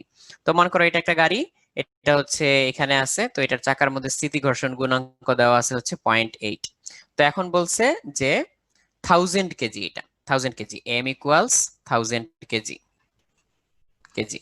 আর স্থিতি ঘর্ষণ গুণাঙ্ক বলে দিছে এত, তাহলে না পিছলে থেমে থাকতে পারবে। তাহলে দেখো এখানে কোনো বাড়তি বলই প্রয়োগ করা হয়নি, তাহলে এখানে কি কাজ করবে, এই যে শুধু এদিকে কত কাজ করবে, এটা হচ্ছে আর, এটা আর কাজ করবে। আর সরাসরি নিচের দিক বরাবর কি কাজ করবে, সরাসরি নিচের দিক বরাবর কাজ করবে হচ্ছে এমজি। তাহলে এমজিটাকে আমার ভেঙে নিতে হবে, ভেঙে নিলে এখানে কি হবে, এমজি, এটা যদি থিটা হয়, এটা যদি থিটা হয় MG cos theta, MG cos theta. আর এখানে কি হবে, এমজি সাইন থিটা। তাহলে ম্যাক্সিমাম ফ্রিকশন দিয়ে এটাকে আটকায় রাখা হয়েছে, তাহলে ফ্রিকশনটা হচ্ছে এফ এস, এটা। তাহলে এখানে আমরা দেখতে পাচ্ছি যে F S equals, F S equal, যেহেতু স্থিতি সামনে পিছনে উপরে নিচে সমান, এই এমজির কথা এখন চিন্তা করা বাধ্য, এটাকে ভেঙে ফেলছি আমরা। F S equals MG sine theta, আর আর ইকুয়ালস হচ্ছে এমজি কস থিটা। তাহলে আমরা সাইন থিটাকে কস থিটা দিয়ে ভাগ করি, এমজি এমজি কেটে যাবে, tan theta equals F S by R, tan theta equals F S by R. F S কে তো আমরা হচ্ছে মিউ এস ইন্টু আর লিখতে পারি, তাহলে এই আর আর কেটে যাবে, তাহলে tan থিটা ইকুয়ালস আমরা পেয়ে যাচ্ছি মিউ এস। তাহলে এখানে থিটা ইকুয়ালস আমরা লিখতে পারবো tan ইনভার্স 0.8। তো আমরা একটু হিসাবটা করি, tan ইনভার্স 0.8, তাহলে কত চলে আসলো আমার, 38.66 ডিগ্রি, 38.66 ডিগ্রি।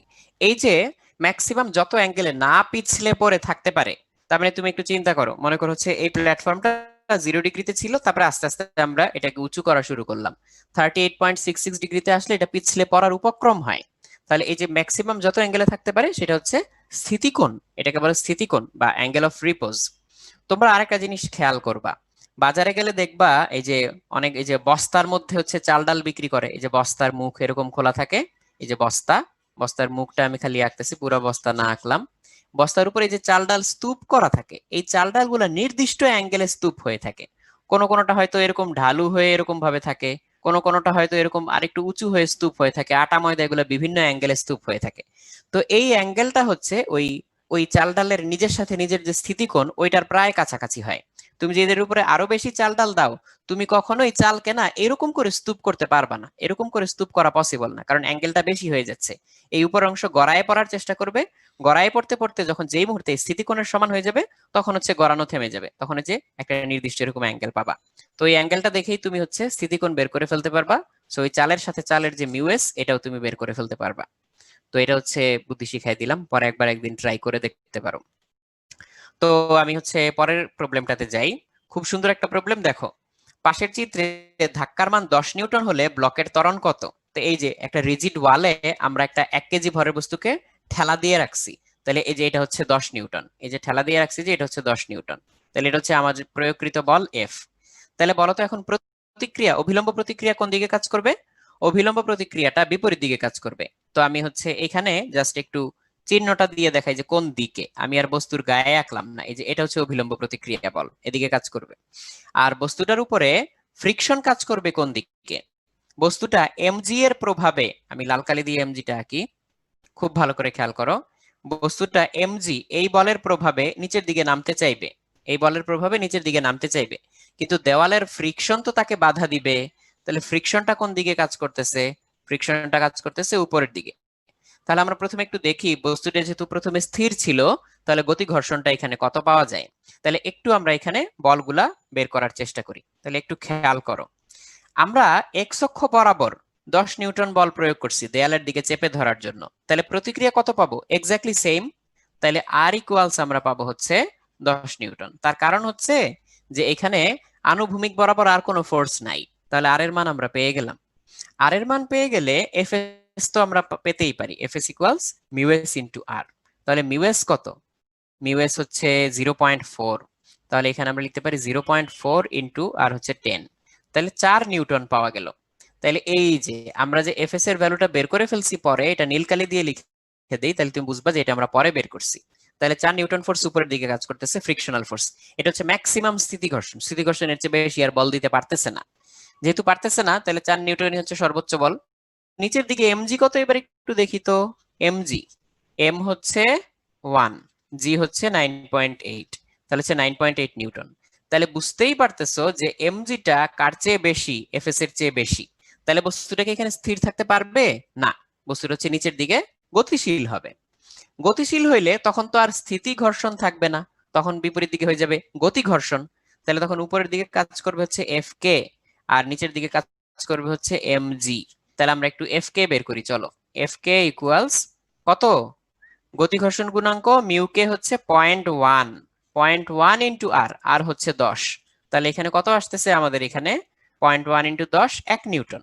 আর নিচের দিকে এমজি কাজ করতেছে, এটা তো আমরা আগেই বের করছি, 9.8 নিউটন। তাহলে সামেশন এফ ইকুয়ালস এম এ, 9.8 মাইনাস 1 ইকুয়ালস এম এ, এম কত? 1 কেজি ইন্টু এ, 1 কেজি ইন্টু এ। তাহলে এ ইকুয়ালস আমাদের চলে আসবে 1 দিয়ে ভাগ দিলে 8.8 মিটার পার সেকেন্ড স্কোয়ার। তো এই 8.8 মিটার পার সেকেন্ড স্কোয়ারটাই হচ্ছে বস্তুটার নিচের দিকে দেয়ালের সাথে লেগে থাকা অবস্থায় পিছলে নিচের দিকে পড়ার জন্য ত্বরণ। তো 8.8 আসবে তোমার, 8.8 মিটার পার সেকেন্ড স্কোয়ার। তো এই অঙ্কটাতে আমরা হচ্ছে দেয়ালে যে পুশ করতেছিলাম সেটা লম্বভাবে পুশ করতেছিলাম বলে এইটা। তো দেয়ালের সাথে লম্বভাবে পুশ করলে এই জিনিসটা এরকম পাওয়া যায়। তো এটা হচ্ছে একটা প্রবলেম ছিল। চলো এই প্রবলেমটাকেই আমরা জাস্ট স্লাইটলি একটু মডিফাই করে দিই। এই যে 10 নিউটন, এটাকে আমরা এখন একটা অ্যাঙ্গেল করে দিব। খুব ভালো করে খেয়াল করো, তাহলে এটার সাথে মিল রেখেই তুমি করতে পারবা। তাহলে চলো আমরা পরের পেজে যাই। হুবহু একই জিনিস, খালি এবার আমরা এটাকে থিটা অ্যাঙ্গেলে একটু ঘুরায় দিলাম। আচ্ছা, ও আগের প্রশ্নটাতে অনেকে বুঝতে পারো নাই যে 4 কেন বিয়োগ করলাম না। প্রথমে আমরা দেখছি যে এমজি এফএস এর চেয়ে বড় কিনা, হ্যাঁ 4 এর চেয়ে এমজি বড়, তাহলে তো স্থির থাকবে না, গতিশীল হবে। গতিশীল থাকা অবস্থায় আর স্থিতি ঘর্ষণ কাজ করবে না, গতি ঘর্ষণ কাজ করবে। গতি ঘর্ষণ গুণাঙ্ক দেখো 0.1 দেওয়া, এই জন্য হচ্ছে 0.1 ইন্টু 10, 1 নিউটন বের করে নিছি, গতি ঘর্ষণটা বিয়োগ করছি। তো আশা করি তোমরা বুঝতে পারছো এখন।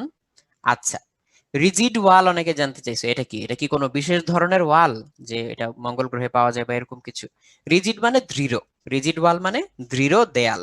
কারণ দেয়াল যদি আবার নড়াচড়া করে তাহলে তো সমস্যা, তুমি ধাক্কা দিছো দেয়াল সরে গেল, যে ভাই ধাক্কা দিচ্ছেন কেন। তো এবার আমরা আগের মতোই এই 10 নিউটন ফোর্স আমি এখানে অ্যাপ্লাই করলাম, কিন্তু 45 ডিগ্রি অ্যাঙ্গেলে। তাহলে আমি এই পাশে ছবিতে এঁকে নিচ্ছি, একটু খেয়াল করো সবাই।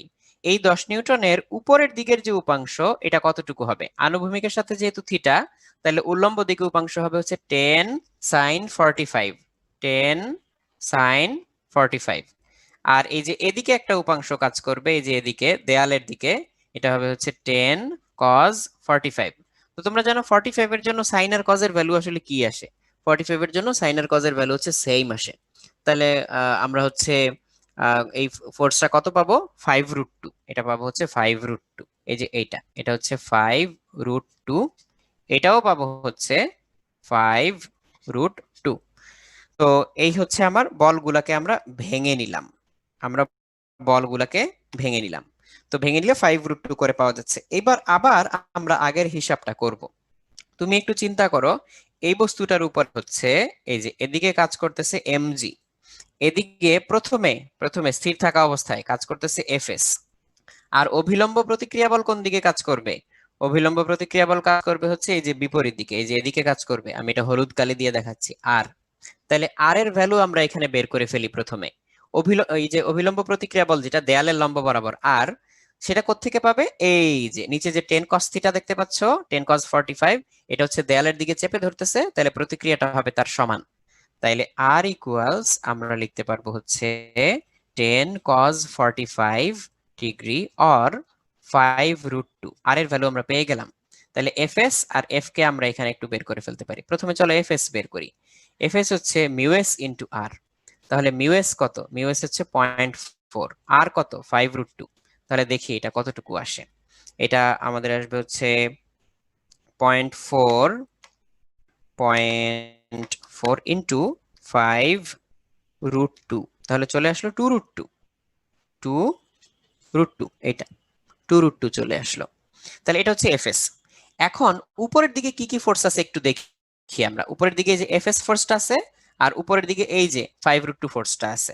তাহলে টোটাল আপওয়ার্ড ফোর্স হচ্ছে এফএস প্লাস 5√2, এইটা। তাহলে এটা দেখি কতটুকু আসে, এটা হচ্ছে টোটাল আপওয়ার্ড ফোর্স। তাহলে আমাদের এফএস আসলো 2√2 প্লাস 5√2, হিসাব করলে হচ্ছে 7√2 বা 9.899, 9.899, তারপরে 49 আসছে। আমরা এটাকে অ্যাপ্রক্সিমেট করে তো 9.9 লিখতে পারি, 9.9 নিউটন লিখতে পারি। ওকে, ভালো কথা। আর নিচের দিকে কি ফোর্স আছে দেখি, নিচের দিকে আছে শুধুমাত্র এমজি। তাহলে এমজি কত, 1 কেজি ইন্টু 9.8, তাহলে শুধু 9.8 নিউটন। আচ্ছা, এই যে এখন সবাই একটু দেখো, উপরের দিকে 9.9 নিউটন হচ্ছে ম্যাক্সিমাম স্থিতি ঘর্ষণ হইতে পারে, আর এই যে নিচের দিকে হচ্ছে আমার ফোর্স কাজ করতেছে হচ্ছে 9.8 নিউটন। তার মানে এটা তো হচ্ছে এই নিচের দিকের ফোর্সটা তো বেশি না, তাহলে এটা হচ্ছে স্থিতি থেকে গতিতে যাবেই না, এটা এখানে স্থির অবস্থায় পড়ে থাকবে। এই জায়গাটাতে এসে তোমাদের অনেকের কনফিউশন হয়, আচ্ছা উপরের দিকে তো তাহলে ফোর্স বেশি, উপরের দিকে তো হচ্ছে ফোর্স বেশি হয়ে যাচ্ছে, তাহলে তো হচ্ছে এটা উপরের দিকে ত্বরণ হওয়ার কথা না। এটা হচ্ছে এই দেয়ালটার পক্ষে ম্যাক্সিমাম কতটুকু স্থিতি ঘর্ষণ প্লাস এই যে উপরের দিকের যে বলটা এটা দেওয়া পসিবল সেইটা। সো এই যে আমরা 2√2 যে দেখলাম, এটা যে এই মুহূর্তে স্থিতি ঘর্ষণের মান তা না, এটা হচ্ছে ম্যাক্সিমাম এতটুকু স্থিতি ঘর্ষণ সে দিতে পারে। যদি আমরা নিচের দিকে এর চেয়ে কম বল প্রয়োগ করি তাহলে এর চেয়ে কম স্থিতি ঘর্ষণ দিবে। সো এখন আসলে যেটা হবে, বাস্তবে যেটা হবে সেটা হচ্ছে নিচের দিকে 9.8 নিউটন ফোর্স কাজ করবে, উপরের দিকে এই যে 5√2 প্লাস এফএস যতটুকু কাজ করবে সেটা মিলে 9.8ই হবে। তো বস্তু আর নিচের দিকে আসলে নামবে না, বস্তু হচ্ছে দেওয়ালের গায়ে চ্যাপ্টা হয়ে লেগে বসে থাকবে। এই হচ্ছে কাহিনী। তো এটা আমরা দেখলাম। তোমরা কেউ যদি কোনো একটা কথা ক্লিয়ার না হও, পরবর্তীতে যতবার ইচ্ছা ভিডিওটা দেখে একদম ক্লিয়ার করে নিবা। তো এই জন্য হচ্ছে আমরা আরেকটা প্রবলেমে চলে যাচ্ছি। পুলির দুই প্রান্তে 10 কেজি আর 5 কেজি ভর ঝুলানো আছে, ভারী বস্তুটি কত ত্বরণে নিচে নামবে। তো এখানে হালকা বস্তু কত ত্বরণে উপর উঠবে এটাও জানতে চাইতে পারতো, ইভেন টেনশন জানতে চাইতে পারতো। এখন কিন্তু আসলে তুমি সবগুলা সলভ করতেই ইকুইপড, তুমি সবগুলাই চাইলে সলভ করতে পারবা। তাহলে দেখো এখানে হচ্ছে 10 কেজি, এটা হচ্ছে 10 কেজি আর এটা হচ্ছে 5 কেজি এখানে বলে দেওয়া আছে। তাহলে আমরা বুঝতে পারতেছি যে এটাকে পৃথিবী নিচের দিকে টানবে হচ্ছে এই M1G ফোর্সে, আর এটাকে টানবে হচ্ছে M2G ফোর্সে, যেখানে লেখাও আছে। কিন্তু এই টানাটানির মধ্যে জয়ী হবে কোনটা? এই যে 10 কেজির যে টানটা, এটা জয়ী হবে, পৃথিবী এটাকে নিচের দিকে টানতেছে M1G ফোর্সে। তাহলে আমরা হচ্ছে এই M1G মাইনাস M2G এটা করলে হচ্ছে লব্ধি টানাটানি বলটা পাবো। এই ফোর্সটা দিয়ে আমরা কাকে গতিশীল করতেছি? শুধুই কি 1 কেজিটাকে নামাচ্ছি, নাকি 2 কেজিটাকে উঠাচ্ছি? দুইটাই করতেছি। তো আমরা এখানে দুইটার ভর যোগ করব, M1 প্লাস M2 ইন্টু সাধারণ ত্বরণ এ। এই বস্তুটা এ ত্বরণে নিচে নামে, আর এই বস্তুটা এ ত্বরণে উপরে উঠে, তো সেই সাধারণ ত্বরণ হচ্ছে এ। তাহলে এটা আমরা কোত্থেকে লিখলাম? সামেশন এফ ইকুয়ালস এম এ। সামেশন এফ ইকুয়ালস এম এ, এটা। আর তোমরা হচ্ছে আরেকটা প্রশ্ন করেই যাচ্ছ, আমার মনে হয় অয়ন উত্তর দিয়ে যাচ্ছে অনেকগুলা, সেটা হচ্ছে ভিডিওগুলা কোথায় পাওয়া যাবে? ভিডিওগুলা পাওয়া যাবে হচ্ছে online.udbhash-unmesh.com এই ওয়েবসাইটে।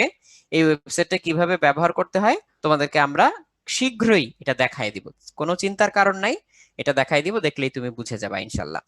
তো আমরা হচ্ছে এখানে এটা বের করে ফেলি। তাহলে এ হচ্ছে জি কমন নিলাম, M1 minus M2 divided by M1 plus M2।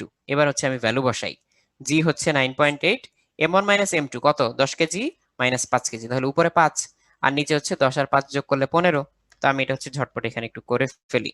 9.8 into উপরে হচ্ছে 5, নিচে 15 চলে আসে 3.267, 3.267 metre per second square.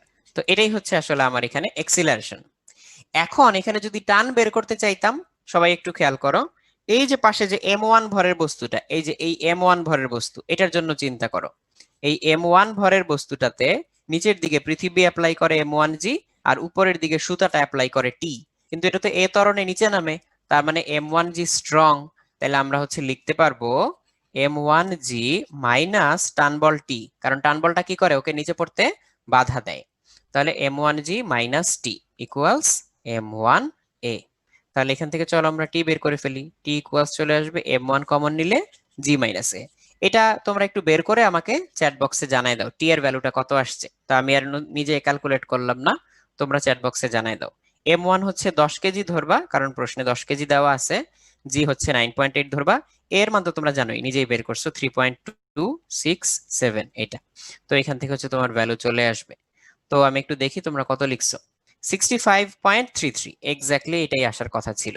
65.33 Newton, এটা হচ্ছে আমাদের টানের মান। তো দেখো, এই ধরনের যে কোনো প্রবলেম এখন তোমরা ইজিলি সলভ করে ফেলতে পারবা। তোমাদের আরেকটা কথা বলে দেই, এই যে ঝুলন্ত বস্তুর টানটাই হচ্ছে ওজন, ঝুলন্ত বস্তুর টানটাই হচ্ছে ওজন। তাহলে এবার হালকা বস্তুর উপরে টানটা কতটুকু কাজ করবে, এটা যদি তুমি জানতে চাও, খুব ভালো করে খেয়াল করো, খুব ভালো করে খেয়াল করো। এই পুরা সুতাটা আমি বলছি অপ্রসারণশীল, নমনীয়, ওজনহীন, তার মানে সুতার সব জায়গায় টান সমান হওয়ার কথা।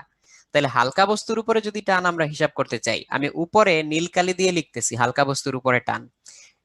হালকা বস্তুর জন্য টানটা বেশি স্ট্রং, এই জন্য উপরে উঠতেছে T minus M2G equals M2A। তাহলে T ইকুয়ালস হয়ে যাবে M2 কমন নিলে G প্লাস A। তো আমি তো বলছিলাম যে টান সমান হবে, তাহলে তুমি নিজে একটু ক্যালকুলেট করে দেখো। 5 কেজি ইন্টু জি হচ্ছে 9.8 আর এ হচ্ছে 3.267, হিসাব করে দেখো, যা আসছিল তাই আসবে, এক্স্যাক্টলি যা আসছিল তাই আসবে, 65.33, 65.33। এখন আমার কথা বিশ্বাস হয়েছে? টানটা দুই দিকে সমান থাকবে, সো টানটা অসমান হইতে পারে না। এখানে অসমান হইলে হচ্ছে হয় সুতা এক জায়গায় ছিঁড়ে যাইতো, নাহলে কুচকে যাইতো। সো হালকা বস্তুর উপরে টান বের করে দিলাম, এটা অর্ঘ্য জানতে চাইছিলাম। তো আমরা হচ্ছে এই প্রবলেমটাও সলভ করলাম, টানাটানির যে অঙ্কটা, পুলির অঙ্কটা, এটা। তো এবার আমরা হচ্ছে পরের প্রবলেমটাতে যাব।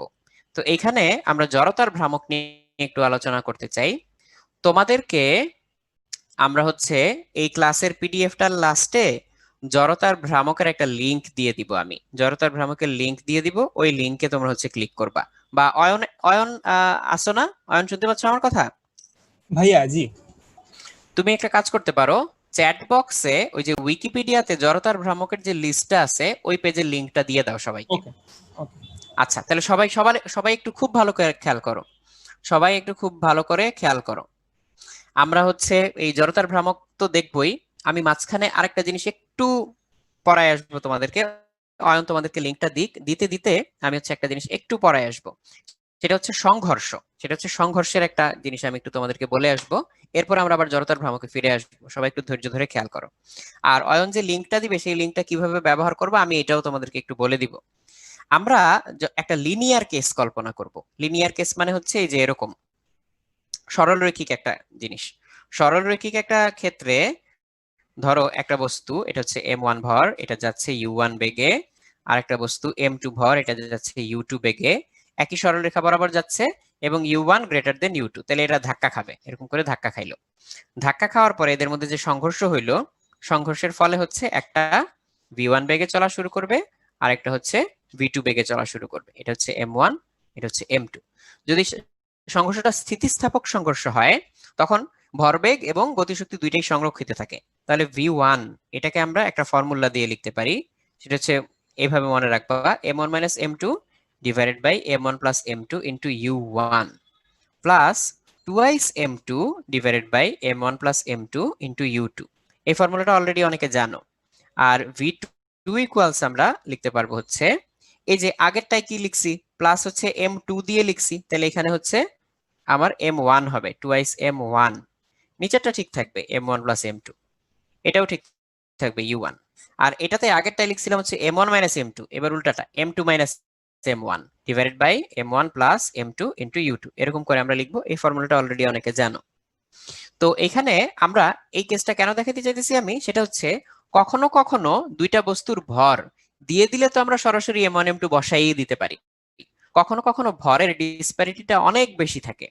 মনে করো যে একটা বস্তু দিল খুবই ছোট, মনে করো একটা মাছি, হ্যাঁ, এই একটা মাছি দিয়ে দিল, তো মাছিটা উড়ে আসতেছে, এটার ভর হচ্ছে খুব ছোট স্মল এম, আর এই পাশে দাঁড়ায় আছে মনে করো বিশাল একটা হাতি।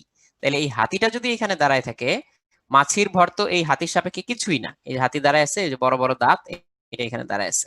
তো এদের মধ্যে যদি স্থিতিস্থাপক সংঘর্ষ হয় তখন কি হবে, হাতির ভর হচ্ছে ক্যাপিটাল এম, সেই ক্ষেত্রে ক্যাপিটাল এমটা হচ্ছে মাছির তুলনায় অনেক অনেক বেশি। তো শুধুমাত্র সেই ক্ষেত্রে আমরা কি করতে পারবো, capital M plus small M এটাকে লিখতে পারবো হচ্ছে শুধু এম, বা capital M minus small M এটাকে আমরা লিখতে পারবো শুধু এম, বা small M divided by capital M এটাকে আমরা অলমোস্ট লিখতে পারবো জিরো। তো এটা একটু মনে করায় দেওয়ার জন্য হচ্ছে আমি এই জিনিসটার অবতারণা করলাম। তো তোমরা একটু নিজেরা এই ভ্যালুগুলো বসায় ট্রাই করে দেখো। আমি যে কথাটা বলি, মনে করো মাছি আসতেছে হচ্ছে ইউ বেগে, হাতিও আসতেছে হচ্ছে বিপরীত দিক থেকে ইউ বেগে, দেখবা সংঘর্ষের পরে কি হবে, সংঘর্ষের পরে মাছি হচ্ছে উল্টা দিকে 3u বেগে নিয়ে চলে যাবে, আর হাতি একই দিকে ইউ বেগ নিয়ে চলতে থাকবে। তো এটা আমি জাস্ট তোমাদেরকে বলে দিলাম, তোমরা নিজেরা ঠান্ডা মাথায় বাসায় ক্যালকুলেশন করে এটা মিলায়ে দেখবা। আচ্ছা, তাহলে এই যে সবাই একটু দেখো, অয়ন একটা লিংক দিয়ে দিছে উইকিপিডিয়ার, এই পেজটাতে তোমরা বিভিন্ন শেপের বস্তু কোন অক্ষের সাপেক্ষে কিভাবে ঘুরাইলে জড়তার ভ্রামক কত হয় সেটা হচ্ছে পাওয়া যাবে। কোন অক্ষের সাপেক্ষে কোন আকৃতির বস্তুকে ঘুরাইলে জড়তার ভ্রামক কি কি পাওয়া যায়, এটা হচ্ছে এই লিংকটাতে দেওয়া আছে। তোমরা এই লিংকটাতে গিয়ে এই লিংকটা সেভ করে রাখবা, বা ব্রাউজারে হচ্ছে ফেভারিট করে রাখবা, বা হচ্ছে বুকমার্ক করে রাখবা, তাহলে যে কোনো সময় তুমি এটা ফর্মুলা হিসেবে ইউজ করতে পারবা। আর শোভন বলছো যে সংঘর্ষ হলে হাতি তো সংঘর্ষ হলে মাছি তো মারাই যাবে না। তুমি একটু চিন্তা করে দেখো, একটা পিঁপড়াকে আমরা 10 তলার উপর থেকে ফালাই দিলে কি সে মরবে? মরবে না। কিন্তু একটা হাতিকে 10 তলার উপর থেকে ফালাই দিলে একদম জেলি হয়ে যাবে। সো মাছির আসলে তেমন কিছুই হবে না। আচ্ছা, তো আমরা হচ্ছে জড়তার ভ্রামকে যাব, তবে তার আগে আমি হচ্ছে অন্য আরেকটা প্রবলেমের দিকে তোমাদের একটু মনোযোগ আকর্ষণ করতে চাচ্ছি, তারপরে আমি হচ্ছে জড়তার ভ্রামকের দিকে যাব। সবাই এক্সট্রা মনোযোগ দিয়ে খেয়াল করো, এখন এক্সট্রা কেয়ারফুল হও। এইখানে আমরা একটা পেন্ডুলাম দেখতে পাচ্ছি, এই যে এখানে একটা দৃঢ় অবলম্বন, সেই দৃঢ় অবলম্বন থেকে একটা পেন্ডুলাম ঝুলানো। সবাই খুব ভালো করে খেয়াল করো, এটা খুব ভালো করে খেয়াল করো। এই পেন্ডুলামটার ভর হচ্ছে ক্যাপিটাল এম। এইখানে দূর থেকে একটা বুলেট দিয়ে আমরা গুলি করলাম, বুলেটটা হচ্ছে স্মল এম, বুলেটটা আসলো কি বেগে, বুলেটটা আসলো স্মল ভি বেগে। বুলেটটা এসে করলো কি, এই পেন্ডুলামে গেথে গিয়ে এর ভিতরে থেকে যায়।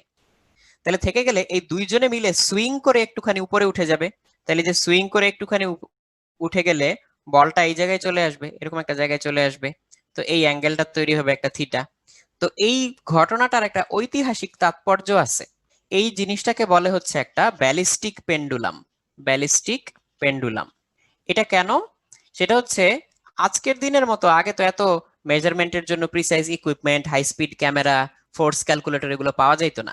একটা বন্দুক থেকে কত বেগে গুলি বের হয় এটা বের করার জন্য এই ব্যালিস্টিক পেন্ডুলামটা ইউজ করতো। তাহলে এই ব্যালিস্টিক পেন্ডুলামটা দিয়ে এই যে পেন্ডুলামটা কত অ্যাঙ্গেলে সরে গেল বা ম্যাক্সিমাম কত অ্যাঙ্গেল গেল এটা দেখে বুঝে ফেলতো যে বুলেটটা কত বেগে আসছে। কেমনে বুঝতো? দেখো, সংঘর্ষের আগে বুলেটের ভরবেগ স্মল এম স্মল ভি, পেন্ডুলামের ভরবেগ ছিল 0। সংঘর্ষের পরে দুইটা মিলে স্মল এম ক্যাপিটাল এম মোট ভর তৈরি হয় এত, আর বেগ তৈরি হলো, শেষ বেগ তৈরি হলো মনে করো ভি। এটা হচ্ছে জাস্ট এই সংঘর্ষের পরে যে বেগটা তৈরি হয়। তো এই ভি এর ভ্যালু আমরা চাইলে এখান থেকে বের করতে পারবো। এই ভি এর ভ্যালু হচ্ছে এই যে তোমার কত, V equals small M small V divided by capital M plus small M. এটা আমরা এখানে বের করে রেখে দিলাম। তাহলে এইবার পেন্ডুলামটার দিকে তাকাও। এই পেন্ডুলামটার নিশ্চয়ই এখন একটা গতিশক্তি আছে। সেই গতিশক্তি কত? হাফ এম, ওই যে ভি বের করছিলাম আমরা, সেই ভি স্কোয়ার। এই গতিশক্তি আছে। এই গতিশক্তি দিয়ে সে যখন সর্বোচ্চ কৌণিক বিস্তারে যাবে, এই যে থিটা অ্যাঙ্গেলে চলে যাবে, তখন তার সমস্ত শক্তিটাই হয়ে যাবে বিভব শক্তি। তো এই পেন্ডুলামটার কার্যকরী দৈর্ঘ্য থাকতে পারে একটা। এই পেন্ডুলামটার কার্যকরী দৈর্ঘ্যটা হচ্ছে এল, একবারে বলে দিলাম। তো কার্যকরী দৈর্ঘ্য হচ্ছে এল। তো কার্যকরী দৈর্ঘ্য যদি এল হয়, পেন্ডুলামের ম্যাক্সিমাম যে স্থিতিশক্তি সেটার একটা ফর্মুলা আছে। সেই ফর্মুলাটা হচ্ছে এম জি এল 1 - cos থিটা। এই ফর্মুলা কোত্থেকে আসছে তোমরা কাজ ক্ষমতা শক্তি চ্যাপ্টারে এটা জানতে পারবা। তাহলে এইখানে তুমি ভ্যালু বসায় দাও, ভ্যালু বসায় দিয়ে সমস্ত যা যা ভ্যালু জানো বসায় দাও এই ভি এর জায়গায়। এই যে এই ভি এর জায়গায় হচ্ছে এই ভি এর এই মানটা বসায় দাও। তাহলে সব তুমি যদি জানো যে পেন্ডুলামের ভর কত, পেন্ডুলামটা কত অ্যাঙ্গেলে ছিটকে গেছে, বুলেটের ভর কত, এগুলো সবই তোমার জানা। এগুলো বসাই দিলে তুমি আপনা আপনি এই স্মল ভি বের করে ফেলতে পারবা। তাহলে একটা বুলেট কত বেগে এসে হিট করছে এটা জেনে যাওয়া যাইতো তখন। তাহলে মানুষ এই পরীক্ষাটা বারে বারে করতো, করে দেখতো যে কত অ্যাঙ্গেল এটা ছিটকে গেছে, দিয়ে বলতো যে হ্যাঁ এই বুলেট থেকে, মানে এই বন্দুক থেকে বুলেট এত বেগে বের হয়, ওই বন্দুক থেকে বুলেট এত বেগে বের হয়, ব্যালিস্টিক পেন্ডুলাম। আচ্ছা, তো এরপরে আমরা হচ্ছে জড়তার ভ্রামকে যাব। তো এতক্ষণে আমরা হচ্ছে জড়তার ভ্রামকটা শুরু করব আর কি। তো আমরা একটু দেখি। তো আমি আগেরটা এখানে যদি উপরে জড়তার ভ্রামক লেখা, আমরা তো এখানে পেন্ডুলামের অঙ্ক করলাম, এটা একটু কেটে দেই, যেটা কেটে দিলাম। তো এরপর আমরা হচ্ছে জড়তার ভ্রামকে যাব আর কি। তো জড়তার ভ্রামকে যাওয়ার আগে আমরা একটা কাজ করি, একটা ছোট পেজ নেই। তো আমি দুই একটা শেপের জন্য হচ্ছে কয়েকটা জিনিস একটু লিখে ফেলি। তো এই যে আমরা একটা অ্যাক্সিসের সাপেক্ষে একটা বস্তুকে নির্দিষ্ট দূরত্বে রেখে যদি ঘুরাই, আর দূরত্বে রেখে একটা বস্তুকে ধরে এটার চারপাশ দিয়ে আমি ঘুরাই নিয়ে আসতেছি, এরকম করে ঘুরাই নিয়ে আসতেছি। এই বিন্দু ভরটা হচ্ছে এম। তাইলে এই অক্ষের সাপেক্ষে তার যে জড়তার ভ্রামক আই, আই ইকুয়ালস হচ্ছে এম আর স্কোয়ার। এবার বিভিন্ন শেপের জন্য আমরা বিভিন্ন রকম জড়তার ভ্রামক জানি।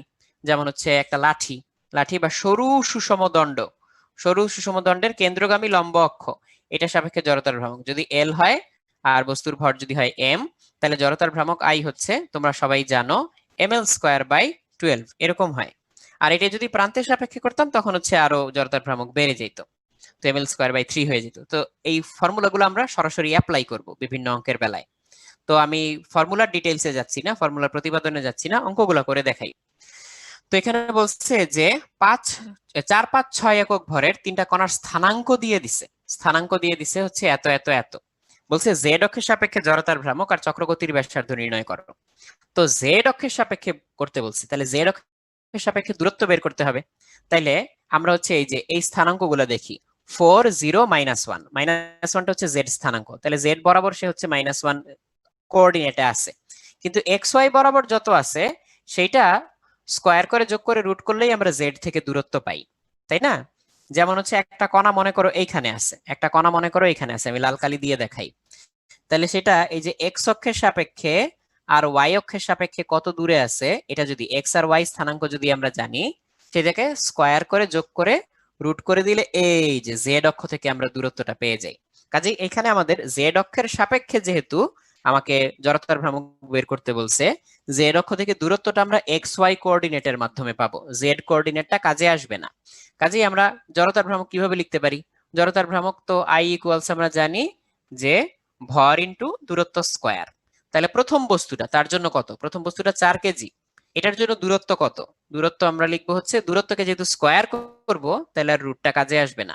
তাহলে দেখো প্রথম বস্তুর স্থানাঙ্ক ছিল 4, 0, -1, তাহলে আমার লাগবে কোন দুইটা? 4, 0।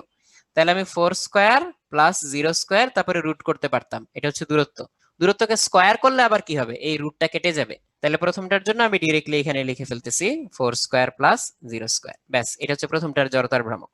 দ্বিতীয়টার জন্য 5 একক, দ্বিতীয়টার হচ্ছে স্থানাঙ্ক কত, 3 মাইনাস 2 3, তাহলে 3 স্কয়ার প্লাস 2 স্কয়ার, মাইনাস 2 ছিল যদিও স্কয়ার করে ফেলছি। তৃতীয়টার জন্য কত, 6 কেজি, আর স্থানাঙ্ক কত, 2 স্কয়ার প্লাস এখানে 1 স্কয়ার, আর 4 স্কয়ারটা কাজে লাগবে না। এই হচ্ছে আমার কাহিনী। এবার সবগুলো যোগ করলে টোটাল হচ্ছে জড়তার ভ্রামক বের করে ফেলতে পারবো, আমরা টোটাল জড়তার ভ্রামকটা বের করে ফেলতে পারবো। তো চলো আমরা এটা হচ্ছে করে ফেলি, বা তোমরা হচ্ছে করে আমাকে চ্যাট বক্সে একটু জানাও এটা কত আসছে। আচ্ছা,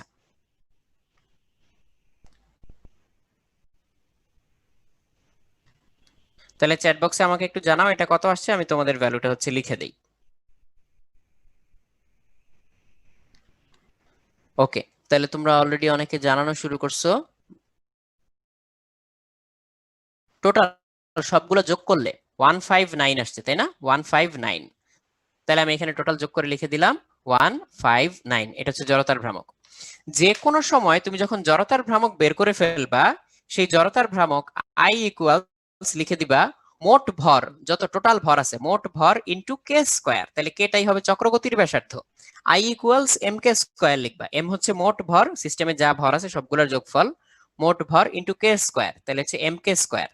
তাহলে এটা হচ্ছে চক্রগতির ব্যাসার্ধ, এই কেটা হচ্ছে চক্রগতির ব্যাসার্ধ, চক্রগতির ব্যাসার্ধ এটা।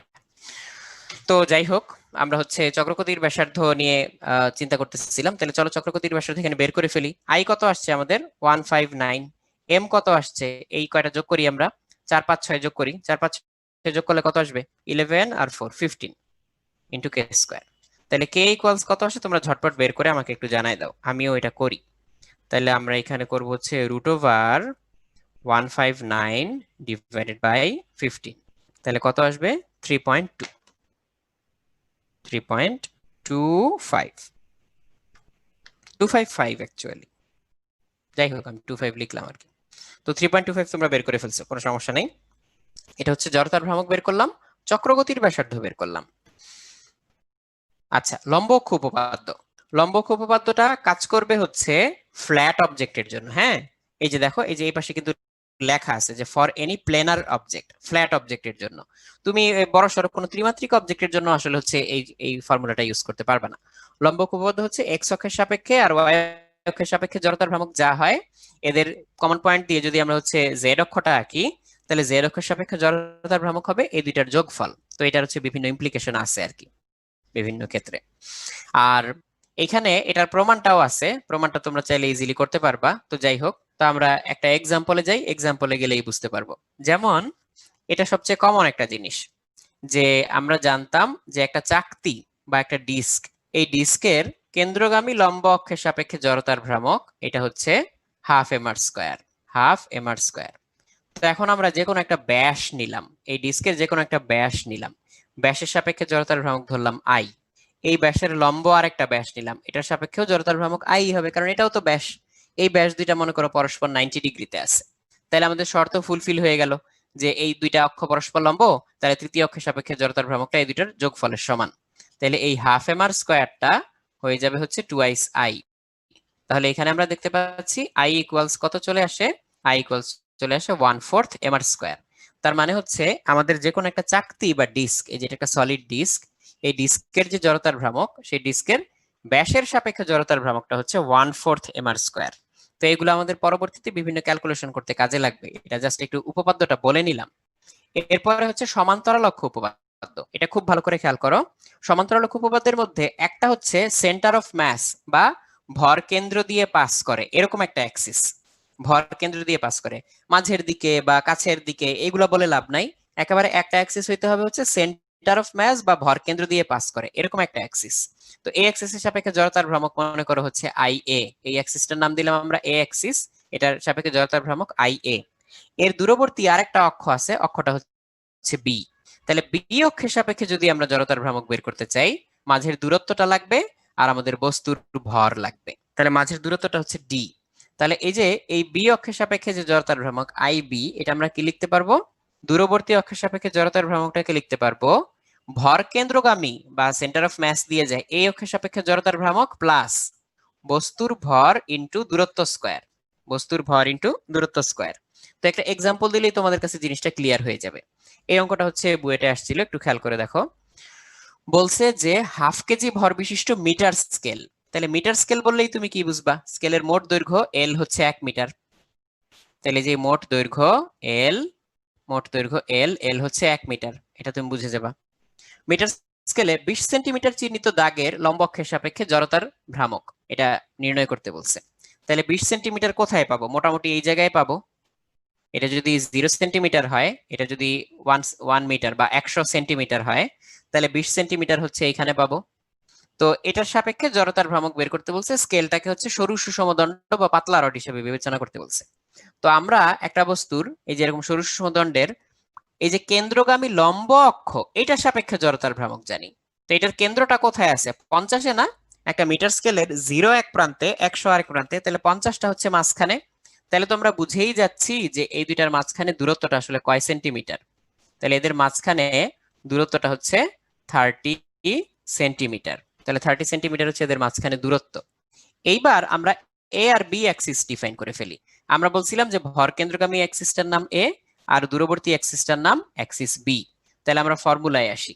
I B equals I A plus বস্তুর ভর ইনটু এই দুই অক্ষের মধ্যবর্তী দূরত্ব স্কয়ার। তাহলে এবার আই এ আসি। আই এ হচ্ছে ভর কেন্দ্রগামী লম্ব অক্ষ। ভর কেন্দ্রগামী লম্ব অক্ষের সাপেক্ষে একটা লাঠির জড়তার ভ্রামক কত? ml square by 12, ml square by 12 plus M into D square. D কত? 30 সেন্টিমিটার। 30 সেন্টিমিটারকে মিটারে নিলে কত হয়? 0.3 মিটার। এবার হচ্ছে এগুলার ভ্যালু বসাই। এম হচ্ছে হাফ কেজি, 0.5। এল হচ্ছে total 1 metre, 1 square divided by 12 plus M হচ্ছে হাফ কেজি, 0.5, আর এই ডিস্টেন্সটা হচ্ছে 0.3 স্কোয়ার। তাহলে এটা করলে টোটাল কত আসে তোমরা আমাকে একটু চ্যাট বক্সে জানাও। তোমরা অনেকে হয়তো করেও ফেলছো, এটা একটু চ্যাট বক্সে আমাকে জানাও। তাহলে আমরা লিখলাম হচ্ছে half into L square by 12 plus half into 0.3 square. তাহলে আমাদের চলে আসতেছে হচ্ছে 0.087। তো দেখি কে কে এটা দিতে পারছে উত্তরটা। 0.087, হ্যাঁ 0.0867 ঠিকই আছে, 0.087 লিখলেও চলবে। তো 0.087 ইকুয়ালস 0.087। এক্সিলেন্ট। তো এই অঙ্কটা হচ্ছে বুয়েটে আসছিল। তো এই ধরনের অঙ্ক হচ্ছে তোমাকে বিভিন্ন সময় করতে দিবে। তো আমাদেরকে ভিন্ন ভিন্ন শেপের জন্য হয়তো করতে হবে, গোলক কিংবা হচ্ছে এই ধরনের এগুলা এইসব জিনিস আর কি। তো আমরা সেগুলোতেও যাবো। আরেকটা অঙ্ক এরকম আমরা করব গোলক আর একটা রিং দিয়ে। সবাই একটু খেয়াল করো। একটা বস্তুকে 20 সেন্টিমিটার ব্যাসার্ধের বৃত্তাকারে 5 রেভলিউশন পার সেকেন্ড কৌণিক বেগে ঘোরানো হচ্ছে। ব্যাসার্ধ কমিয়ে 10 সেন্টিমিটার করা হলে কৌণিক বেগ কত? তো রেভলিউশন পার সেকেন্ড এটাকে একটু বোঝাই। Revolution per second, omega naught ছিল হচ্ছে 5 revolution per second, sorry revolution আর ইভি পার সেকেন্ড, মানে হচ্ছে সেকেন্ডে 5 বার ঘুরে। তাহলে একবার ঘুরলে কত রেডিয়ান ঘুরে বলো তো? একবার ঘুরলে হচ্ছে টুয়াইস পাই রেডিয়ান ঘুরে পার সেকেন্ড, এত রেডিয়ান পার সেকেন্ড। তাহলে আমরা কত পেয়ে যাচ্ছি? 10 পাই রেডিয়ান পার সেকেন্ড। রেভলিউশন মানে হচ্ছে একবার ঘুরা, তাহলে 5 বার ঘুরলে কত? 5 ইন্টু টুয়াইস পাই রেডিয়ান ঘুরবে। কত সেকেন্ডে ঘুরতেছে? 1 সেকেন্ডে। তাহলে এই জন্য আমরা বলে ফেললাম যে হিসাব করে 10 পাই রেডিয়ান পার সেকেন্ড। তাহলে এটা হচ্ছে omega not. 10 pi radian per second, এটা হচ্ছে ওমেগা নট, আমরা পেয়ে গেলাম। তাহলে এইবার বলছে যে হঠাৎ ব্যাসার্ধ কমায় 20 থেকে 10 করে ফেলছে, কৌণিক বেগ কত হবে? তো ওমেগা বের করতে হবে আর কি, ওমেগা বের করতে হবে। তো আমরা জানি যে যেই যেই ব্যাসার্ধের বৃত্তাকারে আমরা ঘোরাচ্ছি সে অনুযায়ী একটা জড়তার ভ্রামক পাবো। আর কৌণিক ভরবেগ হচ্ছে আই ওমেগা। আই ওমেগা হচ্ছে কৌণিক ভরবেগ। আমরা রৈখিক ভরবেগ যেরকম এমভি দিয়ে লিখতাম না, তেমনি কৌণিকের বেলায় এম এর ভূমিকা পালন করে আই, আর ভি এর ভূমিকা পালন করে হচ্ছে ওমেগা। তাহলে আদি ভরবেগ কত? I not omega not equals এর পরবর্তী যে অংশটা আমরা হচ্ছে কমায় ফেলার পরে যেটা হচ্ছে আই ওমেগা, এটা হয়ে যাবে। তাহলে এখন আমরা একটু চিন্তা করি। বস্তুর ভর মনে করো হচ্ছে এম। তাহলে এটাকে প্রথমে 20 সেন্টিমিটার ব্যাসার্ধের বৃত্তাকারে ঘোরানো হচ্ছিল। তো আমরা এখানে হচ্ছে 20 এর জায়গায় 0.2 মিটার লিখতে পারি। তাহলে M R square into omega not, omega not হচ্ছে 10 পাই ইকুয়ালস, এইবার বস্তুর ভর মনে করো হচ্ছে এম, এবার তো 10 সেন্টিমিটার করে ফেলছে, তাহলে 0.1 এম আর স্কোয়ার, 0.1 স্কোয়ার হয়ে গেল। আর ওমেগা আমরা জানি না এইটা। ব্যাস, তাহলে এখান থেকে হিসাব করলে হচ্ছে তোমার ওমেগা চলে আসবে। তাহলে আমরা এখান থেকে ওমেগা বের করব। তাহলে তোমরা একটু ওমেগা বের করে আমাকে চ্যাট বক্সে জানাই দাও যে ওমেগা কত আসছে। বস্তুর ভর কেটে যাবে, এম এম কেটে যাবে, তাহলে এম এম কেটে গেলে আমরা হচ্ছে ওমেগা পাবো।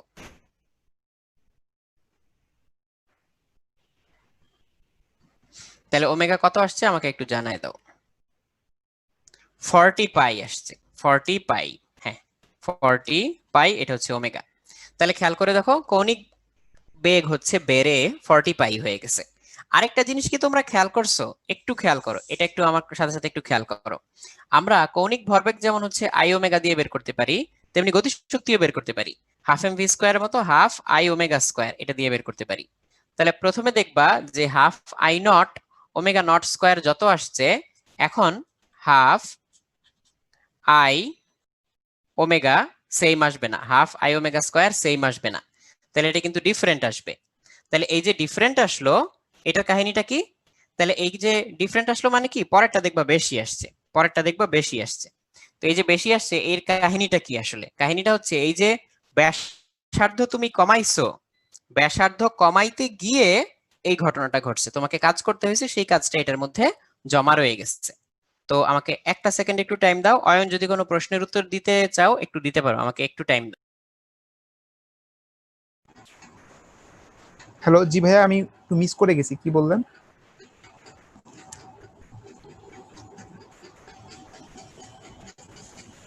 আচ্ছা ভাইয়া, মনে হয় একটু টাইম চেয়ে নিছেন, অসুবিধা নাই।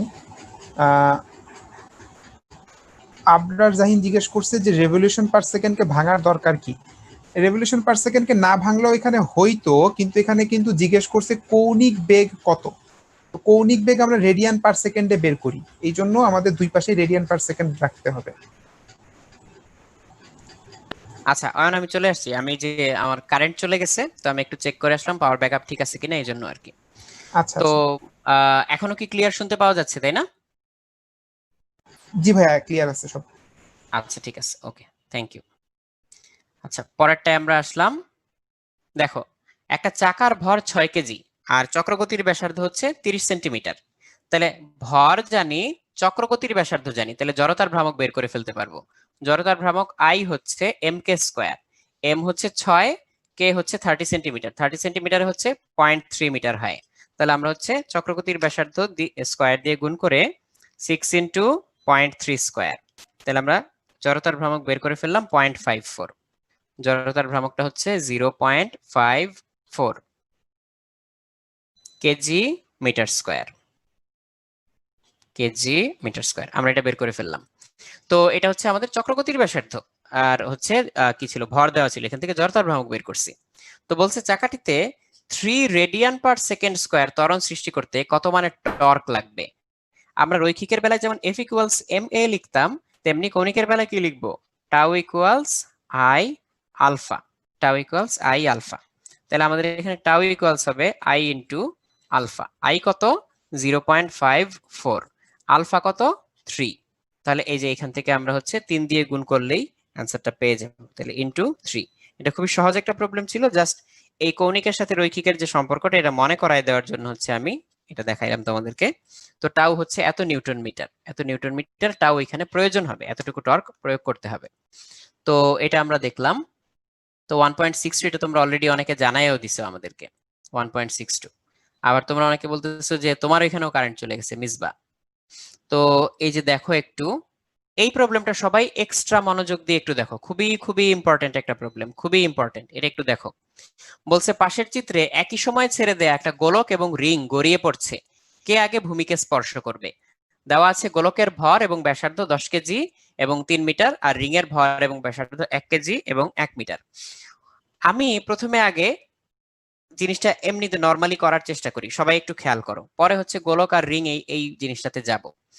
এই গোলকটা এইচ উচ্চতা থেকে, এই যে পাশে যে গোলকটা দেখতে পাচ্ছি, যে গোলকের কেন্দ্র এটা, গোলকের ব্যাসার্ধ হচ্ছে এটা, আর গোলকটা যখন এইচ উচ্চতা থেকে গড়ায় গড়ায় একদম মাটিতে নেমে আসবে, একদম সাইডে মাটিতে যখন নেমে আসবে, তখন এটার উল্লম্ব উচ্চতার পরিবর্তন কতটুকু হয়েছে। উল্লম্ব উচ্চতার পরিবর্তন হবে হচ্ছে এম সরি, উল্লম্ব উচ্চতার পরিবর্তন হবে এইচ। তাহলে উল্লম্ব উচ্চতার পরিবর্তন হলে কি হয়? স্থিতিশক্তি গতিশক্তিতে পরিণত হয়। তাহলে সে কতটুকু স্থিতিশক্তি থেকে গতিশক্তি পাবে? সেটা হচ্ছে এম জি ইন্টু এইচ। এতটুকু স্থিতিশক্তি তার গতিশক্তিতে পরিণত হবে। গতিশক্তিটা তার দুই ভাগে বিভক্ত থাকবে। মনে করো এই নিচে যখন চলে আসবে, আমি গোলকটা এই যে এই পাশে নিচে নিচে এই যে একদম সাইডে দেখো প্রায় একদম মাটিতে চলে আসছে, এখানে আঁকছি। তো এই মুহূর্তে মনে করো গোলকটার বেগ হচ্ছে ভি। তো গোলকটার বেগ যদি ভি হয়, তখন তার একটা রৈখিক গতিশক্তি থাকবে। সেই রৈখিক গতিশক্তিটা হচ্ছে হাফ এম ভি স্কোয়ার। এটা হচ্ছে রৈখিক গতিশক্তি। আবার এটা যেহেতু ঘুরতে ঘুরতে নামতেছে, যে এরকম করে ঘুরতে ঘুরতে গড়াইতে গড়াইতে নামতেছে, তার একটা কৌণিক গতিশক্তি থাকবে। কৌণিক গতিশক্তিটা হচ্ছে half I omega square. Half I omega square, এটা হচ্ছে কৌণিক গতিশক্তি। তো এবার আমি একটা কাজ করি, একটু খেয়াল করো। আমি এই পাশে হচ্ছে এই হাফ এম ভি স্কোয়ারটাকে রেখে দিলাম। রেখে এই পাশে হচ্ছে আমি গোলকের জন্য আইটাকে লিখব। গোলকের জন্য তোমরা দেখবা নিরেট গোলকের জন্য আই হয় 2/5 mr স্কোয়ার। 2/5 mr square. তাহলে এম লিখলাম আর লিখলাম 2/5 mr স্কোয়ার লিখলাম। এটা হচ্ছে আই। ওমেগা, ওমেগাকে কি লেখা যায়? আমরা জানি ভি ইকুয়ালস ওমেগা আর। তাহলে ওমেগাকে আমরা লিখতে পারবো ভি বাই আর। তাহলে ওমেগা হয়ে যাবে, ওমেগা স্কোয়ার হয়ে যাবে V square by R square. তাহলে V square by R square. এটা আমি ইচ্ছা করে একটু ডিটেইলসে করতেছি তোমাদেরকে বোঝানোর জন্য। তো আমি এটা লাল কালিতে লিখলে ভালো হইতো। আমি এটা লাল কালিতে লিখতেছি V square by R square. তাহলে মাঝখানে নীল কালিতে আমি শুধু জড়তার ভ্রামকটুকুকে ভেঙে লিখছি 2/5 mr স্কোয়ার। তাহলে ভাঙলে দেখো আর স্কোয়ার কেটে যায়। তাইলে এখানে হাফ এম ভি স্কোয়ার থাকে, 2/5টা হচ্ছে এখানে কমন যায়। তাহলে আমি এখানে হচ্ছে হাফ এম ভি স্কোয়ারটা লিখলাম, হাফ এম ভি স্কোয়ারটা লিখলাম 1 প্লাস এই যে এখানে হাফ এম ভি স্কোয়ার, এটা থেকে যায়। তাহলে এই 2/5টা থাকে। এই 2/5টাকে আমি হচ্ছে 2/5টাকে আমি হচ্ছে নীলকালিতে লিখতেছি ইচ্ছা করে। তাহলে এইটুকু পর্যন্ত আমি নিয়ে আসলাম। হ্যাঁ, এটা খেয়াল করো সবাই, এটুকু পর্যন্ত নিয়ে আসলাম। তো এটা হচ্ছে এমজিএইচ। এমজিএইচ। তো এটুকু পর্যন্ত নিয়ে এসে আমি এখন কি করতে পারি? এম তো দুই পাশ থেকে কেটে দিতে পারি। তাহলে এম কেটে দিলে এখানে থাকে জিএইচ, আর এখানে থাকে হচ্ছে হাফ ভি স্কোয়ার। এখানে থাকতেছে হচ্ছে 1 প্লাস, আমি আবার নীলকালিতে লিখি 2/5। 2/5 এই ফরম্যাটে আমি কেন লিখলাম সবাই একটু খেয়াল করো। এই ফরম্যাটে আমি কেন লিখলাম? এই ফরম্যাটে লিখলাম এই কারণে, দেখো এই ফরম্যাটের কোথাও বস্তুটার রেডিয়াস আছে? নাই। এই ফরম্যাটের কোথাও বস্তুটার কি ভর আছে? নাই। তার মানে হচ্ছে ভর এবং রেডিয়াস এই সমীকরণ থেকে কিন্তু অনুপস্থিত। কাজেই আমি যদি ভি বের করতে চাই, এটা হচ্ছে অ্যাকচুয়াল কত কেজি ভর কিংবা কতটুকু রেডিয়াস তার উপরে ডিপেন্ড করতেছে না, করতেছে শুধুমাত্র জিওমেট্রিটার উপরে। এই যে এখানে গোলকের জায়গায় আমি হচ্ছে 2/5 mr স্কোয়ার বসাইছি, গোলকের জড়তার ভ্রামক, এই জন্য এখানে এই 2/5টা আসছে। এই জন্য এখানে এই 2/5টা আসছে। কাজেই আমি যদি এখানে গোলক না বসায় একটা রিং বসাইতাম, রিং এর জন্য কিন্তু এখানে এই যে এই গোলকের জন্য যে 2/5 mr স্কোয়ার হয়েছে, যেটা হচ্ছে গোলক, এটা হচ্ছে নিরেট গোলকের জন্য 2/5 mr স্কোয়ার আসছে। রিং এর জন্য তোমরা নিশ্চয়ই জানো যে রিং এর জন্য হচ্ছে mr স্কোয়ার হয়। একটা রিং যেটা এখানে দেখাচ্ছে পাতলা রিং, এই রিং এর জন্য হয় mr স্কোয়ার। তাহলে 2/5 এর বদলে এখানে চলে আসবে 1। তাহলে আমরা এই ইকুয়েশনটা পাইছি হচ্ছে গোলকের জন্য এই উচ্চতা থেকে যে গোলকটাকে গড়ায় দিছি। তাহলে এখন আমরা সরাসরি রিং এর জন্য কিন্তু লিখে ফেলতে পারবো G H equals half V. এই ভি হচ্ছে আমরা ডিস্টিংগুইশ করি, হ্যাঁ, এটাকে ভি প্রাইম দিয়ে দেই, মনে করো ভি প্রাইম রিং এর জন্য ভি প্রাইম 1 প্লাস রিং এর জন্য তো শুধু এম আর স্কোয়ার, তাহলে এখানে এম আর স্কোয়ারের সহগ কত? 2/5 এর বদলে 1, তাহলে এখানে লিখলাম 1। তাহলে এই যে আমরা নতুন আরেকটা হচ্ছে ইকুয়েশন পেয়ে গেলাম, নতুন আরেকটা ইকুয়েশন পেয়ে গেলাম। এটা হচ্ছে রিং এর জন্য, রিং। তাহলে এই যে এইখান থেকে তুমি চাইলে কিন্তু ভি বের করে ফেলতে পারবা। আর তাহলে একটু খেয়াল করে দেখো, একই আকৃতির জন্য মানে কি বলতেছি, একই উচ্চতা থেকে ছুঁড়ে মারার জন্য আমরা যদি হচ্ছে গতিশক্তি আর কৌণিক গতিশক্তির অনুপাত নিতাম, তাইলে দেখতাম যে গোলকের বেলায় কৌণিক গতিশক্তিটা আসছে হচ্ছে অনুপাতে কম, আর রিং এর বেলায় কৌণিক গতিশক্তিটা আসছে অনুপাতে বেশি। তার মানে রিং এর বেলায় রৈখিক বেগটা হবে কম। তোমরা অবশ্যই বুঝতে পারতেছো যে রিং এর বেলায় রৈখিক বেগটা হবে কম। কিভাবে? খুব ইজি, এখান থেকে তুমি ভি বের করলেই তো হয়ে যাচ্ছে। এই যে এখান থেকে তুমি ভি বের করো, তাহলে ওই পাশে আমার ভাগ দিতে হবে 2 দিয়ে, এই যে এই 2টাকে ওই পাশে নিয়ে ভাগ দিতে হবে। আর এখানে কি 1 প্লাস 2/5, এটা তো 2 এর চেয়ে কম, তাহলে কম জিনিস দিয়ে ভাগ দিতে হবে, বেগ হবে বেশি। তাহলে দেখেই আমরা কিন্তু স্পষ্টভাবে বুঝে যাচ্ছি যে V greater than V prime. তাহলে যে রাতুল এটা, ভাই, হ্যাঁ হ্যাঁ, এই যে ভি প্রাইমে একটা স্কোয়ার মিস করছেন। ও আচ্ছা, হ্যাঁ হ্যাঁ, আমি এখানে স্কোয়ারটা দিয়ে দিই, এটা কি অনেকে কমেন্টে বলতেছে তাই না?